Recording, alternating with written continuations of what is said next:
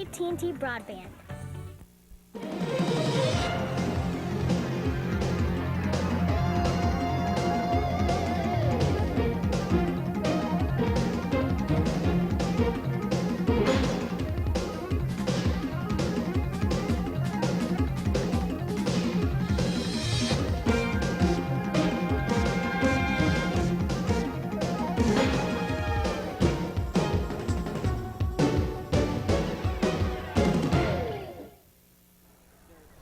Tonight from Campolindo High School in Moraga, it's the East Bay High School Game of the Week as the Miramonte Matadors take on the Campolindo Cougars.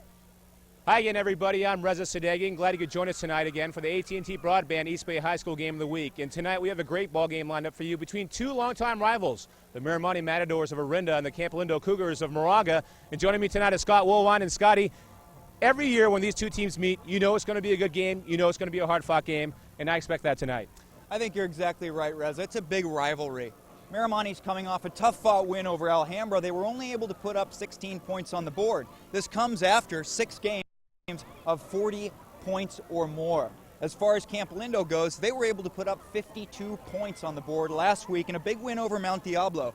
Miramonte will look to rejuvenate its passing attack, which seemed to take a vacation last week. Campolindo, on the other hand, looks to big Kevin Coop to lead their ground game to a big victory tonight.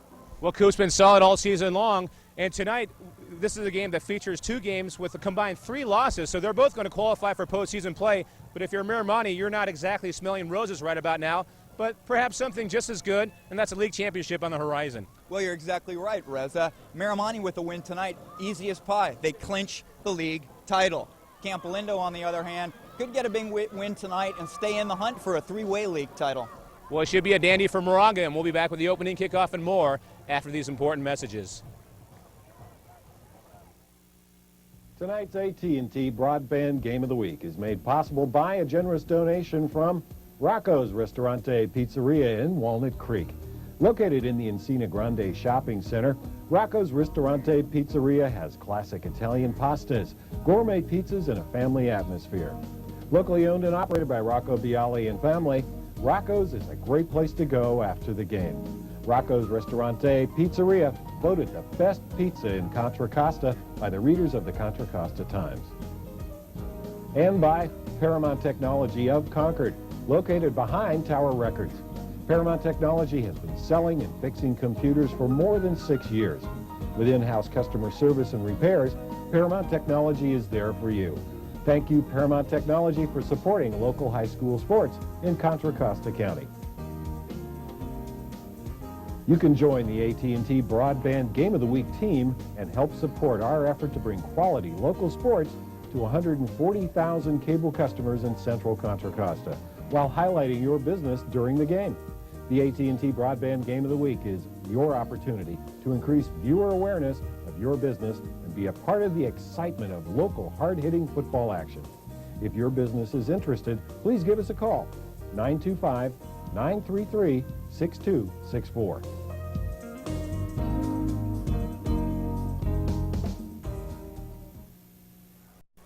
Good evening, everybody. I'm Bill Kolb here on the sidelines at Campolindo High School in Moraga. It's a crisp, clear night here in Moraga, and the field is a little bit sloppy. We had some rain over the past couple of weeks, and the drainage just hasn't worked out here. So look for some slipping and falling maybe in the center of the field. The story for these two teams tonight, well, for Campo, it's injuries, as it has been all year. Most importantly, running back and cornerback Ryan Otis is not playing. Safety Mike Hafner is not playing. Running back Kevin Coop, again, has a partial tear of his ACL and could get some breathers throughout the game due to some pain in the knee. And Joey Keeperman, their star wide receiver, is playing his first day without a cast on his hand. So it's possible that he'll get some playing time on the offensive end, and he will definitely start on defense. For Miramonte, they're healthy, they're rolling, and Coach Floyd Burnstead said they're just planning to do what they've been doing all year, probably a 50-50 attack on offense, running and passing, and they're going to play some tough defense. They plan to shift the line around quite a bit to try and handle the offensive line and the large running backs of Campolindo. But other than that, they're really just planning to do what they've been doing all year, play hard football and win. Back up to you guys. Well, thank you very much, Bill, and that was a good report from the sidelines. And Scotty, something we noticed when we were doing our pregame down there was the field is not in the best of conditions tonight, is it? Well, it sure isn't, Reza. You know, as we were making our way across the field this evening, I would have to say it would be a tough shot to see someone's shoes out there. It's just rather damp. There's a lot of grass. It appears as though they haven't mowed the field in some time. Whether this is a plan to slow down the highly potent Miramonte offense or not is yet to be seen. And that Miramonte offense, after scoring 40 or more points, as you alluded to in our open, in 6 consecutive games, was shut down to a certain extent last week against rival Alhambra. Miramonte did prevail 16-7, but tonight I'm sure Coach Floyd Burnstead really wants to get that offense going. Well, I think you're right, and one really good point that Coach Burnstead made in the local media this week was that, you know, their defense has been really underrated throughout the course of the season. They really have been able to stop most of the offenses that come their way, and last week held Alhambra to just 7 points. I think they're really going to look tonight to kind of do the same thing to this pretty potent Campolindo offense. They're well diversified. They've got a strong running game, and they've got a very substantial passing game. And whenever you talk about the Miramonte Matadors, especially of late, you have to talk about their quarterbacks. And once again this year, they have a dandy in Mark Gillen. And, boy, there's been some good ones. Ken Dorsey, Drew Bennett. We saw a couple good guys in Dave Dassey, Dave Andrews. That's exactly Pete right. Andrews, I should say, also. And this guy might be as good as anyone Miramonte's ever had. I think you're right. It's really turned into a bit of a quarterback factory out here in Orinda, California. You know, it's interesting to note that they do have 3 individuals playing D1 football, and I think it's safe to say that Mark Guillen is headed to be playing some football on Saturday mornings himself. Yeah, I think he's well on his way. We're going to pause for a second for the playing of our national anthem.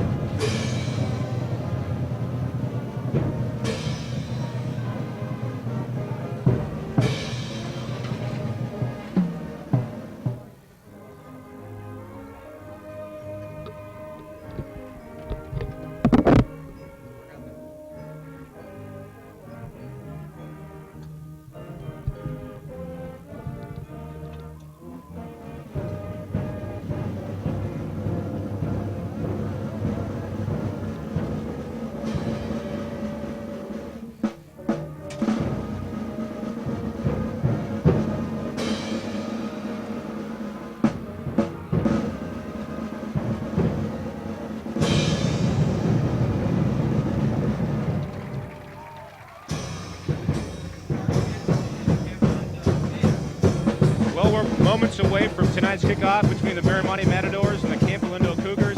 What a year for the DFAL. Miramonte on top with an undefeated 7-0 record.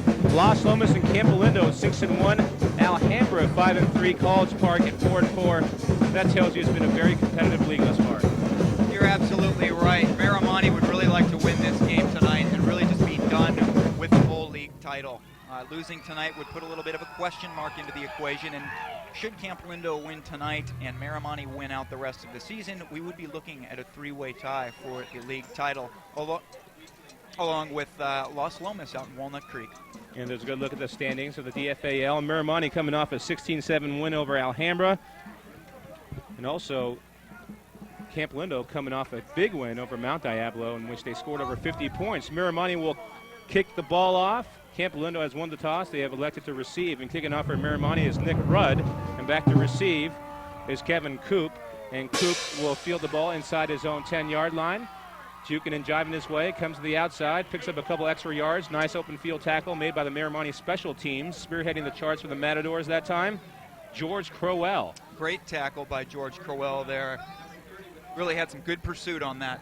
1st and 10 for Campolindo from the 25-yard line. The Cougars get the ball in decent shape to start this ball game between 2 longtime rivals. Miramonte opened up in 1957, and since then they've put together some very good football teams. Campolindo got started with football just a few years later, and also has been very competitive. Not quite as competitive as Miramonte, but both teams very solid this year. Campolindo quarterback is John Grubin. He's been very good all season long, and he's been a great leader for this Campolindo team that's playoff bound. Here's a handoff to Coop. Look out in the open field. He may go. One last man, and it was Seki Greer knocking him out of bounds, but not before. He gained some big yards, and a late flag now also goes down. An unsportsmanlike flag will go down against a Campolindo bench, likely. Well, here you can see the give to Coop. He's really good once he finds his holes. He's able to squirt out to the sideline, identifies the Miramonte defense, and is able to find a nice seam up the sideline. Interesting to see. It might have been a late hit there on Campolindo. Dead ball, unsportsmanlike on White. Will attack on 15, and it'll be a first down, Campolindo. It happened near the Campolindo bench. Looked like it might be on Campolindo, but instead on Miramonte. So 24 yards on the run, add another 15 on the penalty, and that's a devastating play for the Matadors. First play from scrimmage. It certainly is, and it appeared as though one of the Miramonte players was doing some type of retaliatory act, because it did look like a Campolindo player shoved one of the Miramonte players late. But as you said, it is against Miramonte. First of all, you don't do that. Second of all, if you do it along your own bench, not the other team's bench. Exactly. Split backfield formation. Here's a handoff to Coop. Oh my, a big hit. What a hit by the Matadors inside linebacker Matt Miramonte. Let's take a look here and watch Matt Miramonte come through the middle untouched. There you see it, straight up the gut, and he's able to stop Coach. Kevin Coop in his tracks. And we have not seen a hit like that on Coop all season long, and we've seen Campolindo about 3 or 4 times. We certainly have, and Kevin Coop just keeps pounding away throughout the game. For a guy that's rumored to be injured, he sure is able to put up some impressive numbers. Yeah, and his injury happens to be a partially torn tendon in his knee. Now, if he runs like that with a partially torn tendon, I want to see him when he's normal. Here's Coop bouncing off tackles. And, you know, he's a great north and south runner. He's not going to try to be too flashy and juke you to the outside. He's all bread and butter. You know, north and south. Stop me if you can. Yeah, he is a north and south runner. He's not going to try and juke you out of your socks. He's going to try and plow ahead and gain the yardage. A gain of about 3 yards, 3rd down and 7 now from the 29-yard line. First big play of this ball game. First third down opportunity for Campolindo, and they are knocking on Miramonte's door here. Big rivalry game between Miramonte and Campolindo. Rubin under center. Couple receivers in the game, couple running backs. Donnelly, fullback, gets a call, bounces off a couple of Miramonte tacklers. Not going to get the first down. Needed about 7 yards. He got 3. A gutsy call, though, on 3rd down. Let's take a look at here at the replay. Campolindo's come out in this game and has really laid it on the running backs to really get this ball down the field, and have done an excellent job. Ryan Donnelly, we see there, picking up a few yards, but does meet up with the linebacking core of the Matadors. Nice gang tackling by the Miramonte Matadors, and Coach Floyd Burstad's been there since the early 80s. We both had the privilege of playing for him during our high school careers, and what a great coach, and good to see him doing well years after we're long gone, huh? Absolutely. 4th down and 3. They're in no man's land, so Campolindo is going to go for it. Not quite in the range of a field goal. Here's a double reverse. Look out. Ryan Preston. We've seen this play before. Very effective, and all the way down near the 10-yard line. They suck the Miramonte defense in on an end around and a nice reverse. And Preston knows what to do with the ball once he gets it. He's a wide receiver, but when he gets a ball downfield or on a handoff, he knows what to do. Here we see the kind of a pitch reverse coming around here, and it's actually a really good play made by Adam Christie, an open field tackle here. Possibly saved 6 points there. It's right outside the 10-yard line, so it's 1st down and 10 at about the 10. They can still get a first down inside the 1. Split backfield formation, 2 tight ends in the game for Campolindo. Here is Coop picking his way. Not a whole lot there, but he's got great vision, and he'll get something out of nothing, and that time he did just that. That's right, and they're really looking to Kevin Coop to bang this ball down the field tonight. You know, we saw John Grubin play a few weeks ago against a highly potent Los Lomas squad, and they really diversified their offense. They threw the ball quite a bit, they ran the ball quite a bit, and if there's one thing for sure, they really depended on Kevin Coop to really jumpstart their offense. A gain of 3, 2nd down and 7. First drive of the ball game. Campolindo very impressive, 8:40 and counting left to go in the first quarter. A 24-yard run and a 15-yard personal foul in the first play of the game put Campo in great shape. First man through gets a handoff, and it's Donnelly. And Campolindo not afraid either to mix it up with their fullback and halfback, Coop and Donnelly, and both are very effective. Well, both are as you said, very effective runners. Donnelly's a bit bigger of a guy, so he's not going to be able to squirt outside and pick up the extra 5 yards. That's what they look to Kevin Coop to do, and Donnelly can really do the north-south thing and bang the ball up the middle. 3rd down and 6 from about the 7-yard line. Keeperman flanks out to the far side. Once again, 2 tight ends, and now they'll line up Coop as a wing. The lone setback is Donnelly, the fullback, and Grubin under center. On a big 3rd down play, he's got his man Keeperman. He's going to go in the end zone. Touchdown, Campolindo. Nice design play by Campo, and it scores. That was some good play calling there. It appeared as though the cornerback was playing a bit soft. Keeperman was able to kind of do a couple steps towards the end zone, then back off, receive the ball, find his hole, and put the ball in the end zone. And Grubin once again put the ball right where it had to be. He did. Interesting to know, Keeperman's been injured off and on throughout the season. Was questionable whether he was going to see some offensive time, but he certainly did. Very uncharacteristic of Grubin, the quarterback who's also the place kicker. He missed it. Here's a guy who won a game a couple weeks ago when we were here on the last-second field goal. Right now he misses on a point-after try. Therefore, the score is 6-0 instead of 7 at the 7:50 mark of the first quarter. All right, here you're going to see the cornerbacks playing a bit soft. Keeperman's able to get it a couple steps up. He had a nice cross block there by number 36, Kevin Coop. Kevin Coop can do it all. In that case, he really cleared out the left side of that Miramonte defense and allowed Keeperman to put the ball in the end zone. So there's our score first quarter.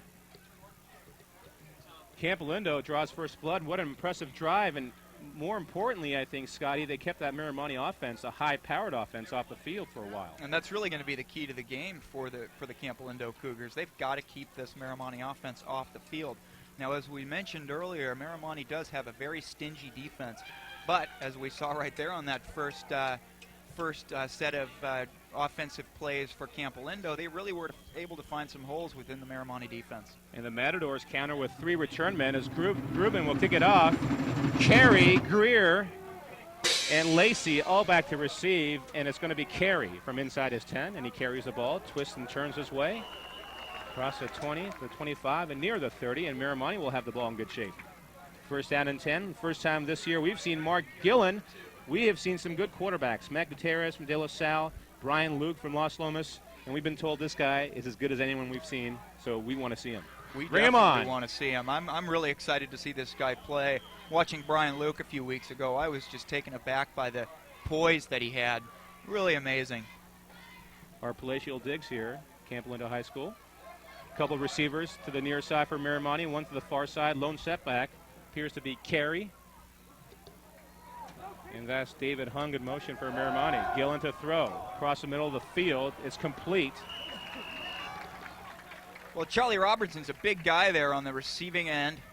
Let's take a look here at the replay. He's able to find a nice hole just beyond the linebacking core of the Cougars. Mark Gillen, great thrown pass. Really was able to spot the big, tall guy, get the ball to him. And a nice little pickup there for the Mats. The big tight end effective on 1st down. Gain of 5 yards, 2nd down and 5 for Miramonte. The Matadors with the lone setback look. Actually, it's an I formation look this time. Quick pitch near side. Carey trying to bounce outside. He's got good speed, but not on this field. Not the best of fields to run on, and Keeperman, along with Preston, there to corral him. Yeah, it'll be interesting to see what type of footing the running backs are able to establish here tonight. The field's just very uneven. There's a lot of holes in it. You know, we had the JV game played here before. So it's just tough to get your footing and try and really put some moves on. And I think Eric Carey's that type of runner. And there's a good look at the Miramonte offense. And big Brandon Hornberger, the junior offensive lineman, number 72. Gillen, the quarterback, number 18, has been fantastic all season long. Did miss much of the first game, Miramonte's lone loss at Vintage High School of Napa. A game where Vintage High pretty much blew out the Miramonte Matadors. They faked the counter play, a rollout pass, man wide open, a little behind him, but a nice catch by Greer. Does a nice job of getting some additional yardage after he adjusted for the football. And that's not an easy catch here tonight, considering how slippery the field is and how long that grass is. Well, you're right. Let's take a look here. A little play action. He's coming over to his side, and he's able to spot a wide open receiver. It appears as though one of the Campolindo defenders missed his assignment on this one. Greer's able to make a nice gain all the way up to midfield. Bounced out of bounds that time by Jason Friedman, the linebacker. First down and 10 for Miramonte. The Matadors all of a sudden in midfield, trailing 6-0. 6:25 left to go, first quarter of play. I formation look for the Mats, and here's a counter play the near side, and going nowhere is Carey, and guess who? The fullback on the other side who plays inside linebacker, Ryan Donnelly, 5'11", 220-pounder, snuffed that play out from the get-go. Well, Ryan Donnelly is one of those talented guys that plays both ways and makes a really excellent play, untouched up the middle, and he's one of those special athletes, a running back, linebacker, and you really see that tandem in a lot of these special athletes. They're going to take and carry the ball on offense, and they're going to be in charge of stopping the ball on defense. Very good point. Loss of 1.5 yards, second down, we'll call it 11. Gillen to throw, short drop, the out route, complete. He's got his man.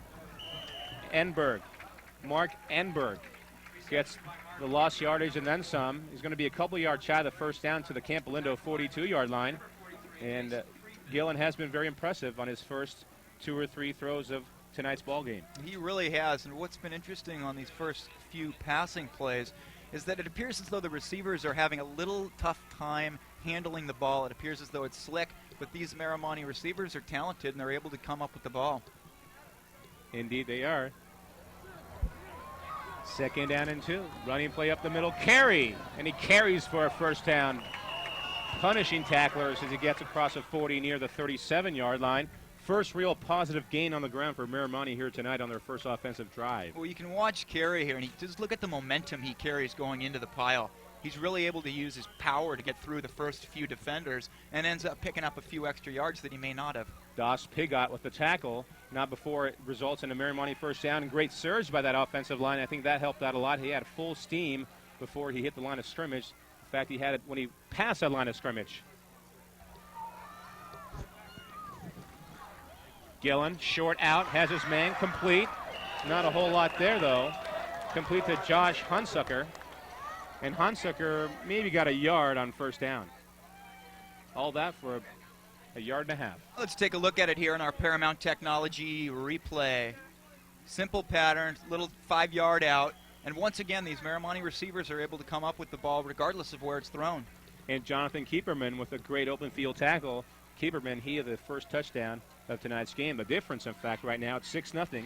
Campolindo, 4:10 left to go first quarter.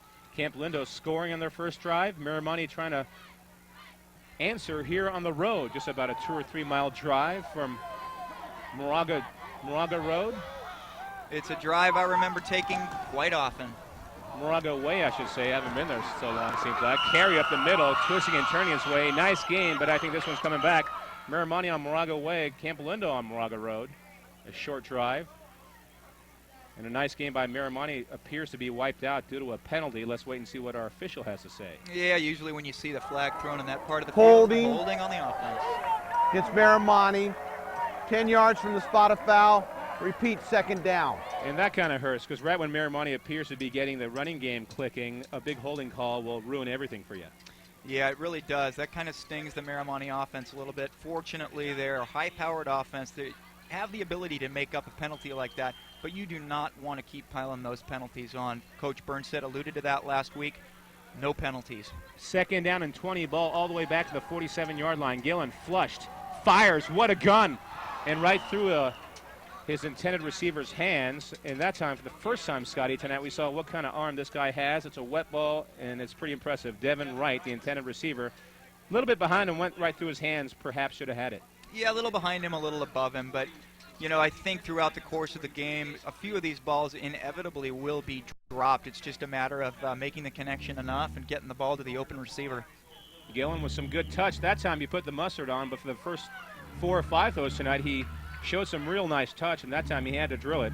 Unfortunately, his receiver could not come up with it. Big play for Miramonte, 3rd and 20. Here comes Camp on the blitz. Gillen steps up, fires it, has his man, and a great hit across the middle. Kevin Coop on Mark Enberg, would have been about 6 yards shy of the first down. That was a bang-bang play. Look at the poise of this young quarterback in the pocket here. He's able to stick with his receiver and really hang in there. He's got everything going on around him, stays composed, and delivers an absolute strike. That was a major league play on both hands. The quarterback steps in there against a rush, gets it away, a nice throw, and just a great hit downfield by Coop, dislodging the ball from the receiver. Here's a Miramonte punt. Campolindo coming at it. They don't get close. Fair catch called for and made by Keeperman at about his 12-yard line. So Campolindo does their job. They let Miramonte get inside their territory, but then they stiffen on defense. That holding penalty really cost the Matadors. Campolindo gets the ball back, 3:24 mark, first quarter, up 6-0. Yeah. And tonight's game being brought to you by AT&T Broadband, obviously. AT&T Broadband East Bay High School Game of the Week. And ParamountTechnology.com bringing our replays to us tonight. Thank you very much, Paramount. What would we do without those replays? And Rocco's Ristorante Pizzeria, serving up the best in the business. And those were good pizzas, certainly. Coop, the ball carrier on first down, got a couple of yards.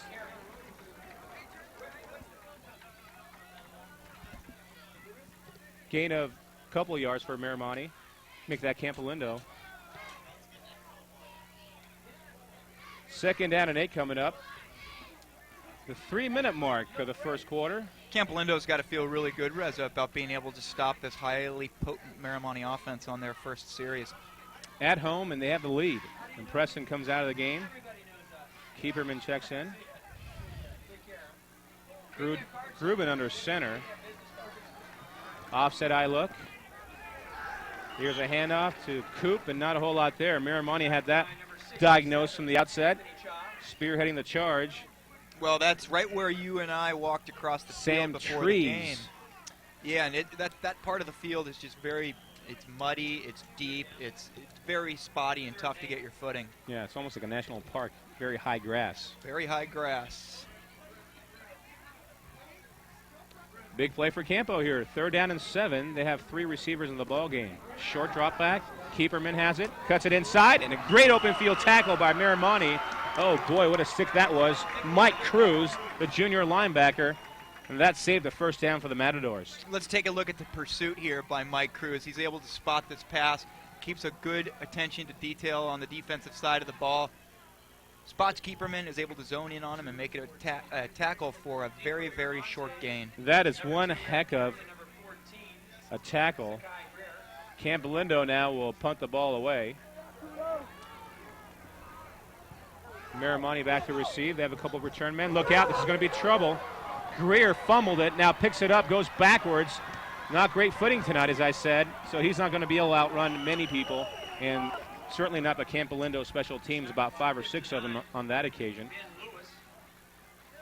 Yeah, it was one of those tough calls there. You either fall on the ball to protect the fact that it is a live ball, or in the case of Gary, he's a talented individual with great legs underneath him. He is able to grab that ball up and get a few yards out of it. 23 yards on the punt, only 2 on the return. Miramonte gets the ball at the 47-yard line, 1st down and 10. And that's the Campolindo 47-yard line. Therefore, they're 47 yards away from the end zone. Split backfield formation, 1 receiver to each side. Gillen straight back in the pocket. Penalty markers all over the place. And the ball is on the ground as it's dropped. Not the best of throws, but Greer was caught up in heavy traffic that time and couldn't hang on. That was a very heavy traffic. I was almost surprised that Gillen chose to throw the ball into that kind of scrum of Campolindo Illegal defenders. procedure. Have a 6-man line against Miramonte. Okay. So the Matadors not helping themselves out here in the first quarter with penalties. A big holding call. Yeah, that was somewhat put an end to the first drive. That was out of character for this Miramonte squad. They're a very disciplined bunch. Under Floyd Burnstead, certainly they are, especially on offense. Well, and that's what I recall from my playing days at Miramonte, was that Coach Burnstead really demanded discipline, and he demanded your mental game to be always at its sharpest. And for much of the time, he did get it. 2nd down and 10 for Miramonte. 6-0, they trail, 1:18 left to go first quarter. The Mats, 1 receiver out to the near side, 1 to the far side, I formation look. And Mark Gillen, the junior quarterback, straight back in the pocket again. Looks and fires off his back foot.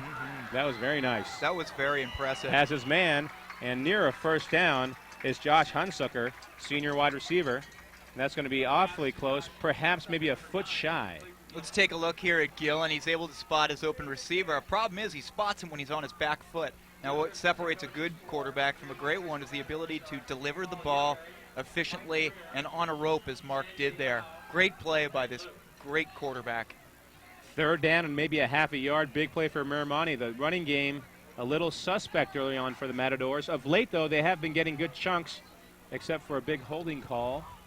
But let's see what they do here. Third down, they have one receiver in the game, 2 tight ends. Make that a full house backfield look. And Miramonte will have a first down, then some. Carey, the ball carrier, related to Reynard Carey, the former great De La Salle running back and defensive back who played at Owen Owens Field a couple years ago. Coming into this game, Eric Carey had 542 yards total rushing, picks up a bunch more here, and that's just the type of runner that he is. He's able to pound the ball through the middle, but also possesses those quick feet and able to get outside and juke a few defenders. First down and 10 for Miramonte, 32-yard line. This could very well be the last play of the first quarter. Gillen to throw, has his man coming out of the backfield down the far sidelines. This might be a Miramonte touchdown. Is it? Did he step out of bounds? I don't think so. It is a touchdown. Greer got down the sideline, scooted in for a 32-yard pass play on the last, actually there's 1 second remaining in the first quarter. So Miramonte answers, and with a point after here, they can take the lead. Well, that was a great play by Sekai Greer. We're speaking with Dr. Joel Ross, who's one of the physicians for the Miramonte team, and he said, Scotty, watch for this guy. He's one talented football player. Gillen with a nice throw. It was mostly Greer with the fancy work down the sidelines. Point after try upcoming by Miramonte. Brett Vibach will try to attempt it here. Snap, spot, kick. It is up. It is good. However, we do have a penalty marker down. It might be running into the kicker. It looked like Campolindo's Zach Mears ran into the Miramonte kicker. Yeah, I think it is going to be running into running into the kicker. And that yeah, you called it there, Reza. Another interesting thing that happened on that play, I don't know if you noticed, but that flag the referee threw actually hit the Miramonte kicker, Brett Vibach, I believe. And there was an interesting situation in the NFL last year, as most people know, about the flag that was thrown into the big offensive lineman into his eye, and he hasn't been able to regain his eyesight since. So you would think that the refs would make a conscious effort to keep that flag away from the players. Yeah, so that was the Cleveland Browns offensive lineman who had just signed a $40 million contract, and he has not been able to come back. In fact, Cleveland Browns put that young gentleman, Mr. Brown, I believe, on waivers this year. It's really a sad story. Just after the second week of the season. However, he is still in the NFL, the player is, and guess who his attorney is? Johnny Cochran. Say it isn't so. It is, and he'll get him that money back. You know he will. Say it isn't so. If he can get some ex-football player off of a murder case. I was about to say he's got. He can do anything. He's got a thing for football players, doesn't he? Yeah, he does. If it ain't broke, don't fix it, I guess, huh? Miramonte will kick the ball off. Nick Rudd will kick it away. Kevin Coop back to receive. High kick. It's short, but Coop will run up and field it at his own 10. He's got some blockers up ahead. Puts his head down. Good north and south runner he is. Gets across the 20 to the other 24-yard line. Campolindo with the ball for the third time tonight, and that's going to be the end of the first quarter. And what an exciting first quarter it was from Campolindo. And it ends with Miramonte on top 7-6. And we'll be back after these important messages on AT&T Broadband.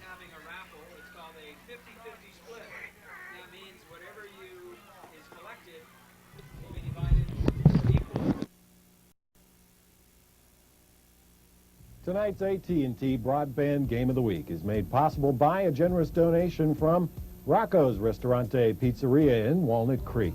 Located in the Encina Grande Shopping Center, Rocco's Ristorante Pizzeria has classic Italian pastas, gourmet pizzas, and a family atmosphere. Locally owned and operated by Rocco Bialy and family, Rocco's is a great place to go after the game. Rocco's Ristorante Pizzeria, voted the best pizza in Contra Costa by the readers of the Contra Costa Times. And by Paramount Technology of Concord, located behind Tower Records. Paramount Technology has been selling and fixing computers for more than 6 years. With in-house customer service and repairs, Paramount Technology is there for you. Thank you, Paramount Technology, for supporting local high school sports in Contra Costa County. Reza Sadeghi, Scotty Woolwine back with you. Campolindo High School, Moraga, California. And a big rivalry game between the Miramonte Matadors of Orinda, neighboring Orinda, and the Campolindo Cougars of Moraga. And thus far, As we expected, very tight, 7-6. Miramonte up by 1. The difference really right now is a missed PAT by John Grubin, the quarterback and kicker for Campolindo. John Keeperman with a 7-yard touchdown reception, the 7:56 mark. Then Sekai Greer, a 32-yard touchdown reception out of the backfield. With 1 second left in the first quarter, Miramonte was able to convert on the point after try. They lead 7-6, and if the Mats win, they clinch a league championship. And once again, another league championship on the horizon for Coach Floyd Burnstead, and what a wonderful career he has had at Miramonte. Interesting timeout call here by Campolindo. You know, we just had the first quarter expire, and they're coming right out of the gates, calling a timeout to begin the second quarter. As we can see here, Miramonte up top with that big bagel in the loss column. Campolindo with their one loss. It looks like they're going to be headed to the postseason. Yeah, I think all three teams, maybe top 4 teams, might even get postseason bids. And Los Lomas, that lone loss, a last-second loss to Miramonte. And I'd like to also remind you that tonight's game between Campolindo and Miramonte will be televised on Saturday and Sunday night at 7 p.m. on AT&T Broadband Channel 6 in Walnut Creek, Channel 3 in Martinez, the La Miranda area, Danville, Pleasant Hill, and also on Channel 25 in Concord and Clayton. For more information, call AT&T Broadband at 933-6264. That's 933-6264. Campolindo ready to go now after using up a timeout before the second quarter even got underway. Split backfield formation. 2 tight ends. Looks like they're going to try to run the ball down Miramonte's throat here. And Grubin under center. On the end around, it's Coop, who lined up as a wing, and a nice open field tackle by Carey. And he brings him down. Well, Kevin Coop's a fun running back to watch. He's really got some nice moves. He's able to pick his spots. We see perhaps a questionable block there by Big Mark Lowenstein, but I think that was probably on the up and up, and he was able to create a nice hole for his back. Full house backfield look that time with Justin Bonetto, Ryan Donnelly, and of course Kevin Coop. 2 running back look, 2 receivers. Flank out to the far side. Tight end lines up on the far side. Here's a handoff to the far side of the field. It's Justin Bonetto. Bonetto gets some positive yards, but also hit hard right before he gets to the first down marker. Just right about at the 35-yard line. I think they're going to give him forward momentum. No, he's going to be a little bit shy. Now they do give him the first down. 1st and 10, Campolindo, 35-yard line of Miramonte. Well, when you're of their own 35-yard line. That's right. When you're 6 foot 215, as Justin Bonetto is, you're able to pick up that extra yard, half yard, to pick up those all-important first downs. Campolindo breaks a huddle this time. They send 2 receivers, Preston and Keeperman, to the near side. I formation. Look, and Grubin perhaps changing the play at the line of scrimmage here. First man through is Donnelly. And here he nearly busted that one. A quick hitter right up the gut. Paramount Technology replay, and you watch number 45, Matt Maimone for Miramonte here, possibly save 6 points. Yeah, touchdown saving tackle. Eric Carey was in the defensive backfield as a safety net, but there's never really any way to tell. He's got some quick feet under him, and he could have spurted out for a big 6 there. It was a gain of 6, 2nd down and 4, right at the 40-yard line. Miramonte's defense, Matadors show 5 men at the line of scrimmage. Quick count at the line of scrimmage, and we'll see what this is all about. It could easily go against Miramonte or Campo. A quick snap, and it caught everyone off guard. This will be an interesting call here. This could push the Campolindo Cougars back a ways. You're right, likely against the offense. 7-6 our score, 10:08 left to go second quarter. Both these teams entered this game with a combined 3 losses. Dead ball. False start on Campolindo. Going to repeat 2nd down. So that really puts you in a tough situation, Scott. Instead of 2nd down and 5 on a wet field, it's hard to throw. You're now looking at 2nd down and 10. Well, you're right, and I think Miramonte, on the one hand, is probably able to give up the rare penalty here and there. With their high-powered offense, they're able to really make up for any mental mistakes they make. Campolindo, on the other hand, does not have that cushion there. They cannot make mental mistakes throughout this game. They've got to be on top of their mental game and push the ball down the field. Grubin and the offense trot up to the line of scrimmage. 2nd down and 10 from their own 35-yard line. couple receivers flanked out to the near side. Play action fake, middle screen set up, and it's Donnelly. Donnelly's got some blockers up ahead.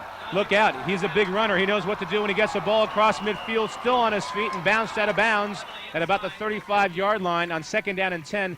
That was a big play. Well, here we go, and not to steal a line from Chris Berman here, but watch the way he just rumbles down the field. Rumbling, bumbling, jumbling, and he's just able to follow his blockers. And doing a nice job of that. Excellent, really an excellent run. 25 yards, and it picked him up a big first down. Well, Ryan Donnelly is no small guy. He's about 5'11", 218. Yeah, hard to bring down. 40-yard line, 1st down and 10, and Miramonte now jumps off sides. The Matadors not playing very smart defense right about now. Sam Trees, the culprit that time. Sam Trees has been a big producer on the defensive side of the football for the Miramonte Matadors this year. He Dead looks to have ball. a big game tonight. Encroachment on the defense. Remains 1st down, 5 yards. 1st and 5, so Miramonte returns a favor on the penalty. Clock rolls the 9-minute mark. 1st and 5 from the 35. Here is the handoff, and this time it goes to Justin Bonetto, a junior, 6 foot, 215-pounder. So they come at you with some big guys at the Campolindo. They really Cougars. do. Justin Bonetto, Ryan Donnelly, Kevin Coop. They've really got some talented running backs here and can give the ball to any of them. Mitchell, Carey, among others, there for the tackle for Miramonte. Matador's doing a nice job of getting to the ball carrier, and 2 or 3 different people at a time. Please turn off your mic. 2nd down, 3 yards. Ball at the near hash mark. Miramonte showing 5 men at the line of scrimmage. Here's an inside trap. Getting a few yards out of it was Bonetto. A gain of a yard. It'll be 3rd down and 2. Big Matt Miramonte in there on the tackle for the Matadors. We'd like to know what you think about this game and our previous games, and just how you like our East Bay High School Game of the Week on AT&T Broadband. So give us a call, 925-933-6264. That's 933-6264. We'd like to have your input on our coverage of East Bay High School sports. And after football season, we'll be coming at you with some good basketball. So the fun has begun. But there's no end in sight. No end in sight, which is good. 3rd and 2. 3 receivers in the game. And a mix-up in the backfield. Looked like the quarterback that time. Grubin wanted to hand the ball off, did not. Looks like we might have an injury here. Well, he's quick to get up. And Miramonte jumped all over that play on defense. Coop might have been the intended handoff man on the end around, but never got the ball. Let's see if we can find out what happened here. Well, it almost appeared to be some type of bootleg keeper.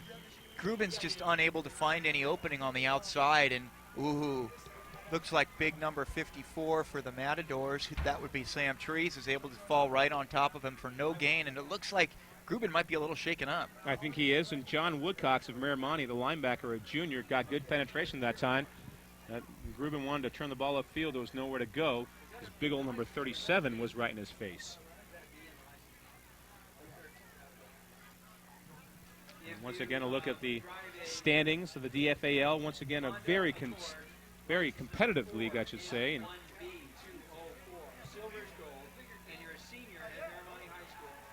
I'd like to remind you to join the AT&T Broadband Game of the Week team. You can help support our efforts to bring quality local sports to up to 140,000 cable customer users in central Contra Costa County while highlighting your local business during the game. The AT&T Broadband Game of the Week team is your opportunity to increase viewer awareness of your business and be a part of our nice new team here. If you're interested, please call us, 933-6264. That's 933-6264. 4th and 4, big play for Campo. They're going for it. Big gamble here.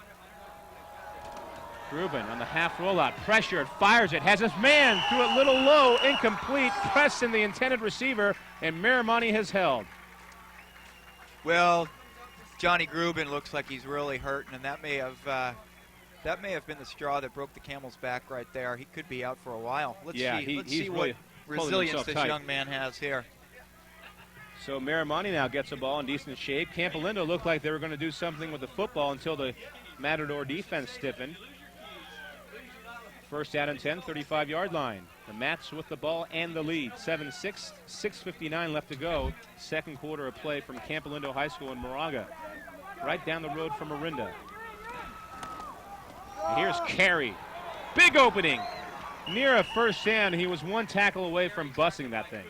And that's, you really risk the chance when you go for it on fourth down to really have a big momentum shift. And as we can see here, there's a nice hole up the middle for Carey. He's just got really good peripheral vision. He's able to spot out his holes. You can see him following his blockers. For Miramonte, they had big number 14, Sekai Greer, leading the way. Coop made the tackle, but not before it was a first down run. A gain of 10 on 1st and 10. Ball now at the 43-yard line. Mats have the ball on their own 43, first down and 10. One receiver to each side. Gillen to throw. The short out route. He's got his man complete. Gain of about 4 or 5 yards. Looked to be Josh Hunsucker, the senior wide receiver. He's got 3 or 4 different receivers he likes to throw the football to, doesn't he? Take a look here at Hunsucker. He's one of those, kind of a smaller receiver, but he's more of a possession receiver. He runs very, very accurate routes, and he's a very sure-handed young man. And when you have a quarterback like he does, you don't have to do a whole lot. You really don't. These guys are impressive, I tell you. Second down and 6 after a 4-yard gain. Play action for Miramonte. Gillen to throw. Coming out of the backfield. He's got his man. Greer. And he's hit out of bounds, but not before he picks up perhaps another Miramonte first down. The Matadors right now clicking on offense. Now here you can see Gillen rolling out. He's got great protection with his 2 running backs right there. He knows he's being pursued. He's able to deliver the ball effectively and very accurately. He's about 6'4", 6'5". It's got to be nice to have that size. Looking downfield, you can see him gazing, looking through his progressions. Looked at about 2 or 3 different receivers before he settled for the short receiver. That's a first down for Miramonte across midfield to the 46-yard line of the Campolindo Cougars. Well, I can see a few similarities between Big Brian Luke of Las Lomas and Mark Gillen here. They're just very poised quarterbacks that know how to play their position quite well. Bombers look for Miramonte, 4 wide receivers. Instead, they give to Carey, who dances his way down to the 42-yard line. Little shake and bake maneuver.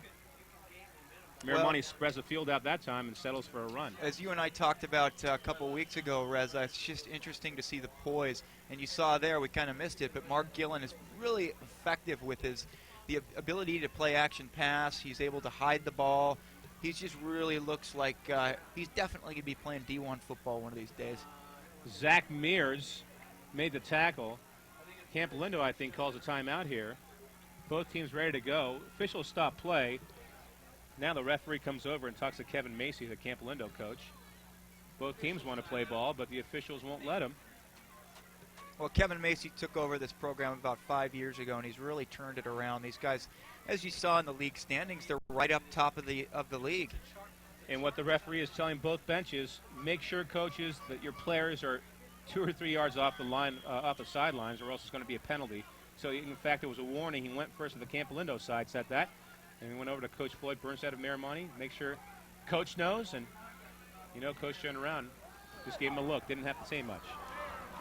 Here's a passing play. He's got a man down there into double coverage.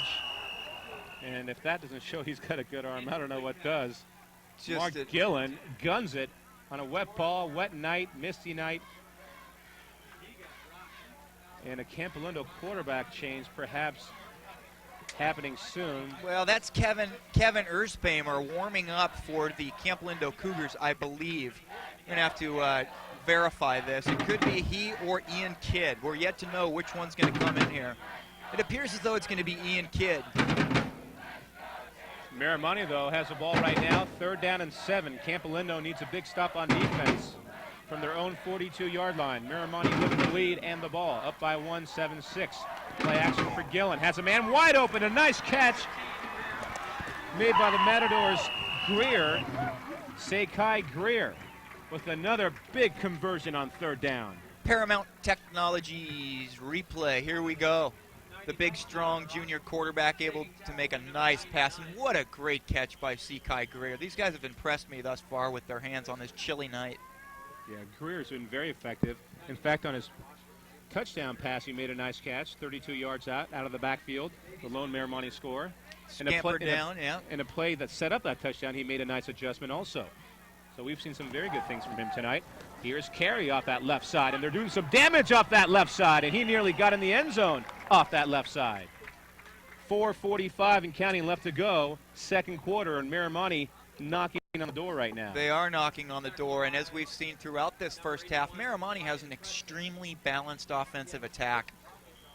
They're just about half and half running and passing, and it doesn't really matter what they do. They're effective in both mediums. Now, deep down, you know they're a better passing team with Well, Coach Floyd, but balance is a key, though. You know that. That's right. And before this play gets underway, a penalty marker down. So Coach Floyd Bernstedt and his Miramonte Matadors with the win tonight. If they can do it. Dead ball. False start against White. It'll repeat first, 5 yards back. If they can do it, hold on to a win. Well, we have a long ways to go here with 4:35 left to go. It would be a DFAL championship for him and another championship in what has been an illustrious career coaching at Miramonte.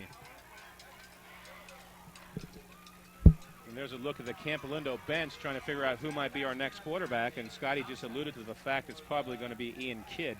Probably will be Ian Kidd. Now, he's not listed as a quarterback, but the way the young man's delivering the ball, he looks like he can throw it. First down, 10 from the 18.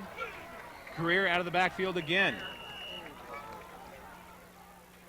Well, I hate to... Greer all the way down inside the 10 to about the 6.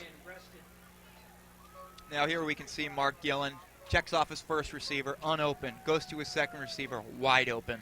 And he's Great been wide play. open all night. Campolindo is a swarming type of defense, but when the Miramonte offense is able to spread out the way it does, that really takes away that swarm type of defense for Campolindo Cougars. Ball on the 7-yard line, second down and 6. Miramonte can get a first down inside the 10. Here's Greer right up the middle. Care's a tackler with them. Got about 4 yards, so it's going to be third down and 2 from about the 3. Zach Mears in on the tackle for the Campolindo Cougars. And now we've got Ian Kidd, number 22, warming up on the sidelines here. It looks like he's going to be coming in for John Grubin. Not quite sure what the injury is to Grubin, but we will have a report to you on that as soon as possible. I recall a couple weeks ago, Grubin was banged up, was doubtful for a game that he played. He's been a tough guy all season long, but this time Miramonte has knocked him out apparently, at least for now anyways.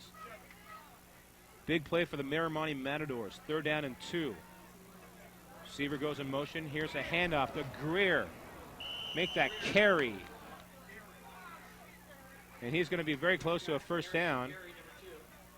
And I think he got it. First and goal, Miramonte at the 1-yard line. Right now, Miramonte's playing smash mouth football, and Campolindo has not shown they can stop the run of late. It'll be interesting to see what Miramonte does here. Do they want to kind of run the ball and try and poke it through the middle, let this first half come to an end, or do they want to put the numbers up on the board and give the ball back to the Campolindo offense? Good question. 2:20 and counting left to go, and we'll find out right now. I formation look for Miramonte. Gillen will take it himself into the end zone for a touchdown. However, we have a penalty marker down. This could spell bad things for Miramonte. Illegal participation, 12 men on the field, Campolindo. Maybe White not. captain. So with 12 men on the field, they still couldn't stop the Miramonte quarterback from getting in the end zone. That's a touchdown for the Matadors. A 1-yard run by Mark Gillen. Well, with 2:18 left in the first half here, the Miramontes have a 7-point lead right now. They put this through the uprights. They're looking at an 8-point lead. So Miramonte scored their first touchdown with 1 second left in the first quarter. Their second touchdown comes with 2:18 left to go in the second quarter. Campolindo has one lone score tonight, and that was on the first series of the ball game where they impressively marched it downfield and stuck it in the Miramonte end zone. Since then, they've been very quiet as Miramonte's defense has stepped it up. Matadors will try for the point after. Attempting it will be Brett Vibach. Snap, spot, kick, up, and good. That was an impressive kick by the young number 9, Matt Vibach. He almost put it into the left field bleachers down at the baseball park. And what a beautiful view of the baseball park when we walked up to the stadium here tonight. All the nice trees in the outfield, and you've had your share of games in that field. Oh boy, have I. We've had a We had some really, really hotly contested baseball games down at that field, and I tell you, the rivalry, whether it be football, baseball, volleyball, you name it, the rivalry between these two schools is extremely intense. And historically, Campolindo's got the edge on the baseball teams. Miramonte's got the edge on the football teams. But you're right, Campolindo had a lot of very good football players and baseball players. Come to think of it, basketball players too, but the baseball players were very impressive. That's right. The John Zubers, that's Mike right. Harrisons, That's right. In Ed fact, DeLuca. John Zuber recently signed a contract with one of the Japanese baseball teams. Oh, Looks really? like he's heading overseas to After go play playing a for the little ball. Yankees AAA team last year. With the Yankees, he was with the Phillies for a Sure. while. He had a cup of coffee with both those teams, but is looking to go overseas and try and kind of rekindle his career and start anew. And I know Rich Scarpetti did a wonderful job with the baseball team here for years. Former player, also a former manager. Now a stockbroker. High end over end kick, and then high school football, when it goes in the end zone, it's an automatic touchback. You cannot bring it out. And Kevin Coop that time was looking at the official like, you got to be kidding me. When they do, I don't recall when they came up with that rule, but when you have a kicker that's able to do that, it really helps out field position-wise. And there you have it. This game brought to you by AT&T Broadband. And ParamountTechnology.com bringing us our replays. Done a fine job. We had a bit of this before the game. Rocco's Pizza, the best in the business. And that's turning into a tradition. Before our games, that's what we have, and gets us ready for these games. And Miramonte ready that time on defense, swarming to the football, the Matadors, and Miramonte is all of a sudden taking over the whole momentum of this ball game, especially after Grubin went out with that injury. Miramonte gets it on offense and marches it right downfield, scores a touchdown. Campolindo now really with our backs against the wall, down 14-6. We have a timeout. We're going to step away and come back after these messages from AT&T Broadband. Tonight's AT&T Broadband Game of the Week is made possible by a generous donation from Rocco's Ristorante Pizzeria in Walnut Creek. Located in the Encina Grande Shopping Center, Rocco's Ristorante Pizzeria has classic Italian pastas, gourmet pizzas, and a family atmosphere. Locally owned and operated by Rocco Bialy and family, Rocco's is a great place to go after the game. Rocco's Ristorante Pizzeria, voted the best pizza in Contra Costa by the readers of the Contra Costa Times. And by Paramount Technology of Concord, located behind Tower Records. Paramount Technology has been selling and fixing computers for more than 6 years. With in-house customer service and repairs, Paramount Technology is there for you. Thank you, Paramount Technology, for supporting local high school sports in Contra Costa County. You can join the AT&T Miramonte Matadors on top over the Campolindo Cougars, the rival Cougars, 14-6. Keeperman scoring on the possessions, on the game's first possession for Campo, and Miramonte answering with 2 touchdowns of their own, 2 unanswered touchdowns. And again, jumping off sides for Miramonte is Sam Trees. And if he does that one more time, I'm sure Coach Floyd's going to have a nice little chat with him. That's right, and as we saw, Encroachment, Miramonte remains second down. As we saw a little while ago in the standings, both these teams are right atop of the league, and as I've alluded to throughout this broadcast, it's the mental mistakes. These teams are very disciplined. They know exactly how to get the ball down the field, and they're very talented. However, they cannot have the mental mistakes. That's what slows them down. A couple tight ends in the game, split backfield formation for Campo, and their new quarterback hands the ball off. This time it's Justin Bonetto trying to bounce it outside, but not a whole lot there. That Miramonte showing off that speed. The Miramonte Matadors known for their toughness and speed. And right now the quarterback is Ian Kidd, 5'11", senior, who's listed on the depth chart as a wide receiver and a cornerback. Doesn't get a whole lot of playing time as a quarterback, but right now he's our go-to guy. Yeah, you took the words right out of my mouth. He only had about maybe 5-8 minutes to warm up on the sideline. He was able to take a few snaps from his center. And next week we'll be coming to you from Mount Diablo High School in Concord, where Northgate plays their home games. It's the Acalanes Dons of nearby Lafayette against the Northgate Broncos of Walnut Creek. That will be our game next Saturday and Sunday night. the AT&T Broadband East Bay High School Game of the Week. And right now, the Miramonte Matadors, that logo on top looks kind of familiar, doesn't it? It certainly does. I remember it well and fondly. Yeah, so do I. 14-6.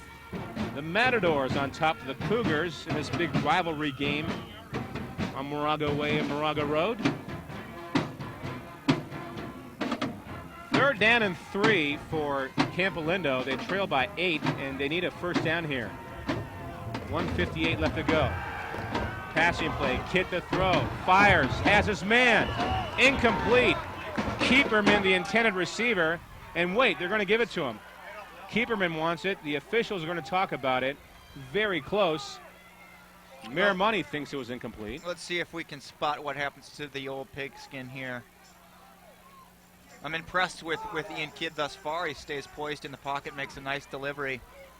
Number 11 for Miramonte, Adam Christie, definitely had his paw in on that. The field, first down, Campolindo. And that was a good call. It looked like he did corral the ball right on his hip. Did not let it hit the ground, and Keeperman was barking at the officials. Jonathan Keeperman playing for the first time in a while without his cast. That's right. We hear Bill Kolb told us today is his first day without his cast, and of course he's a tough guy. He chooses to spend the evening on the football field. Yeah, and what does he do? Comes up with a nifty catch like that. Keeps his team alive and keeps his drive alive. 1:30 and counting left to go. A couple receivers to the near side, split backfield formation. Kid to throw. No, he wants to run the ball, and he hands off to Justin Bonetto. 1:20 left to go, so Campo will call a timeout here likely.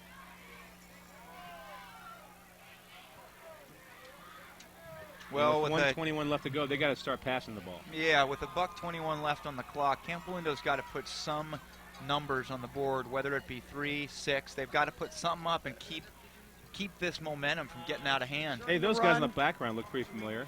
5-yard face mask against White. Wow, face mask and the guy You with saw his that. hands. The two individuals Holding in the his back hands. there, head coach Floyd Burnset, and right next to him, flanking his side, is Mr. Paul Uriberry, my former Baseball. varsity baseball coach. Your berries are my berries. Great guy, both of them. Excellent, excellent gentleman. So Miramonte with a face mask gives Campolindo additional 5 yards here, up to the 45-yard line, 2nd down and 2. So Campo needing some breaks, and the Miramonte defense is giving it to him via penalties here. A couple, offsides. Now a face mask. And a passing play now. Straight back, fires it on the post route. It could be picked off, and it is! Nice interception by Miramonte's Adam Christie. Had that post corner route diagnosed very well. The ball was underthrown by Ian Kidd, and that really cost him. Now late penalty comes down. We've got a late penalty. Let's take a look at Ian Kidd here. I think we see a little bit of the inexperience coming into play here. The ball kind of balloons once it gets up into the air. Starts to hang there as we see number 11, Adam Christie for the Miramonte Matadors coming up with it. And I think, Reza, there may have been a... Dead ball, unsportsmanlike against Miramonte. Be 15 yards from the end of the interception. First down. Those Miramonte Matadors of old would never have done that. Come on, that's 2 of those. Well, I don't know if we were that good, but We were pretty I'll good. take your word for it. Yeah, Reza. seriously, I mean, Coach Floyd would not settle for that stuff. Well, that's he the wouldn't. second time we've seen that. In the first play of the game, it was a little extracurricular activity. You make the interception, be happy for your team, and go and celebrate, but don't get in the other team's face. That's 'cause right. That's going to cost you, and that's really stupid. That's right, and it's not necessarily going to hurt the Matadors. There's only 46 ticks on the clock left for the half, but, you know, I know Coach Burnset is going to have a little bit of a come-to-Jesus meeting with his players about these mistakes in the first half. Boy, and I do not like that look either. When he gets mad at you, he'll let you know. Oh, he let me know a few times. I think, ditto, we've all been there. Yeah. 46 seconds left to go. The Mats looking mighty sharp here tonight. 14-6 after trailing by 6 early on. 14 unanswered points for the Mats. This time to have 2 tight ends in the game. One receiver out to the far side, carry the ball carrier, and he's going to get maybe a yard, perhaps to the line of scrimmage. And Matador is just content right now going in on the road to the locker room up 14-6. And hey, just a step closer to winning the DFAL championship for the 2000 season. Yeah, it looks like they're in kind of hurry-up mode. I think Coach Burnset wants to get back to the locker room and kind of straighten these guys out. Passing play, Robertson with his second catch of the first half. 19 seconds and counting. Miramonte on the ball. In fact, Matadors now will look to call a timeout.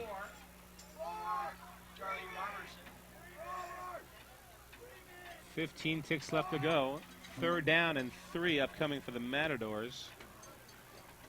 So Miramonte coming off a hard-fought win against rival Alhambra last week, 16-7. That game, of course, broke a string where Miramonte was scoring a whole lot of points, right? Yeah, 40 points or more in their last 6 games, and it was almost a pitcher's battle last weekend. I mean, the defense of both the Las Lomas Knights as well as the Miramonte Matadors, their defense were the squad that really stepped up last week and was able to stifle both offenses. Yeah, it's good to know if you're Coach Floyd, I'm sure, and the rest of the Miramonte coaches and players for that matter, that, hey, our offense has been super all season long, but what happens when we're in a tight defensive game? Well, they found that out last week. They can win a big game, a tight defensive game, as they did. 15 seconds left to go till the half. Miramonte has 2 receivers in the football game. One flanks out to the near side, one to the far side. Gillen to throw, has his man across the middle of the field. And again, it's Greer. Greer may have fumbled the ball. Yeah, there was a fumble. And that's very dangerous. With 6 seconds left, though. Miramonte appears to have recovered it. And they did. And big old number 75, Blake Hopkins, jumped on top of that football and said, "That's mine, give it away." Big Blake Hopkins. Give it up. That's right. Those big guys, you just don't want to mess with them, you know. I'd be surprised to see anything but Gillen kneeling down on this. Don't be surprised for a Hail Mary here. Floyd, Coach Floyd, I should say, likes to show off his quarterback's arms every now and then. Would not be surprised. And look at that. He'll spike the ball. So it didn't do either. Interesting. Yeah. Well, the clock was rolling at 6 seconds, and now it's a 4, so he was trying to stop it. Dead ball. False start. Miramonte remains first down. Well, I would not want to be a Miramonte football player going into the locker room at halftime. Yeah, they have looked pretty sloppy of late, although they have the lead. And Campolindo, really, they came in here banged up, and they go in the locker room even more banged up. They'd lost their starting quarterback and their leader, and that's really got to hurt. Well, and they're only up by 8 points. I think the mental mistakes and a lot of these penalties on Miramonte's behalf, they will be spoken to about that at halftime. And that's going to be the end of the first half. The Miramonte Matadors on top of the Campolindo Cougars. The officials, though, are bringing both teams back, so it ain't over until it's over. And Sounds it's not familiar. over. And it's not. You're right. And the Campolindo marching band going at it. Have not had too many opportunities besides that opening try. We'll have one untimed down. For high school rules, you cannot end a quarter on a penalty. Be one untimed down. Well, thank you very much for letting us know. I appreciate that. So as you heard, we cannot end the half on a penalty. Therefore, it's going to be an untimed down. The down that wasn't. Let's see what Miramonte chooses to do with it. A quick out route. And it gets about 6 or 7 yards. Pass complete to Josh Hunsucker. Looks good in the stat sheet. Miramonte on top, 14-6 at the half. And in a moment, we'll go downstairs to Bill Kolb, where he's going to be standing by. Miramonte head football coach Floyd Burnstead, but a very impressive outing by Miramonte thus far. Very impressive, and this is what Miramonte needed to do. They needed to come out and go eye for eye, or I should say scratch for scratch. We're going to go down to Bill Kolb, down to the field right now. Bill? Hi guys, I'm here on the sideline with Campolindo coach Kevin Macy. Coach, about 2 minutes left. Your quarterback went out. John Grubin is not in the game anymore. What happened there? It looks like a broken collarbone.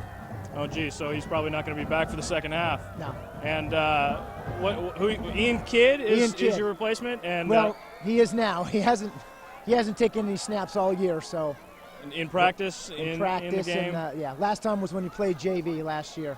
So I guess you're going to focus on the run in the second half then. Yes. The two plays we might have. You plan to do any passing at all with him, or? Well, we're still. I mean, the scoreboard says we're still in the game. We played a great first quarter. We had a couple other kids get injured, but the scoreboard says we're still in the game. You know, we got to treat this like we can, give it a fight, and we're gonna have to put the ball up. We'll go figure out a play or two. Okay, Coach. Thanks a lot. Good luck in the second half. Thank you. Well, that's the story for Campolindo all year, guys. Injuries, injuries, injuries. They can't seem to avoid the injury bug, and now their number one quarterback is out for the game with a broken collarbone. It looks like it's going to be tough for them in the second half against this tough Matadors team. But if I know Coach Macy, his kids are going to be gutting it out, and they'll give it a game. Back to you guys.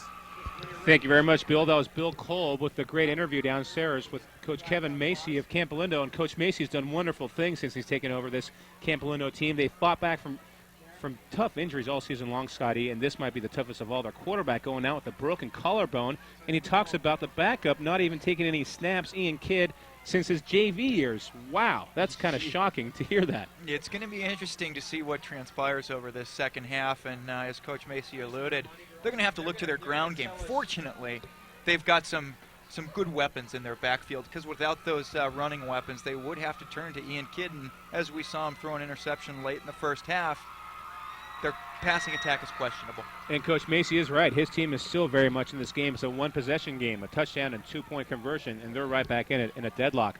We'll be back with our halftime activities. It's Miramonte 14, Campolindo 6, and you're tuned into the AT&T Broadband East Bay High School Game of the Week. Tonight's AT&T Broadband Game of the Week is made possible by a generous donation from Rocco's Ristorante Pizzeria in Walnut Creek. Located in the Encina Grande Shopping Center, Rocco's Ristorante Pizzeria has classic Italian pastas, gourmet pizzas, and a family atmosphere. Locally owned and operated by Rocco Bialy and family, Rocco's is a great place to go after the game. Rocco's Ristorante Pizzeria, voted the best pizza in Contra Costa by the readers of the Contra Costa Times.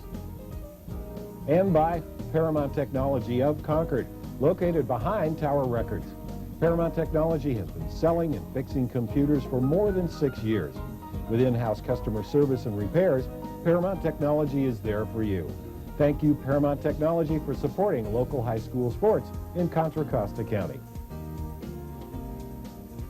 You can join the AT&T Broadband Game of the Week team and help support our effort to bring quality local sports to 140,000 cable customers in Central Contra Costa, while highlighting your business during the game. The AT&T Broadband Game of the Week is your opportunity to increase viewer awareness of your business and be a part of the excitement of local hard-hitting football action. If your business is interested, please give us a call, 925-933-6264.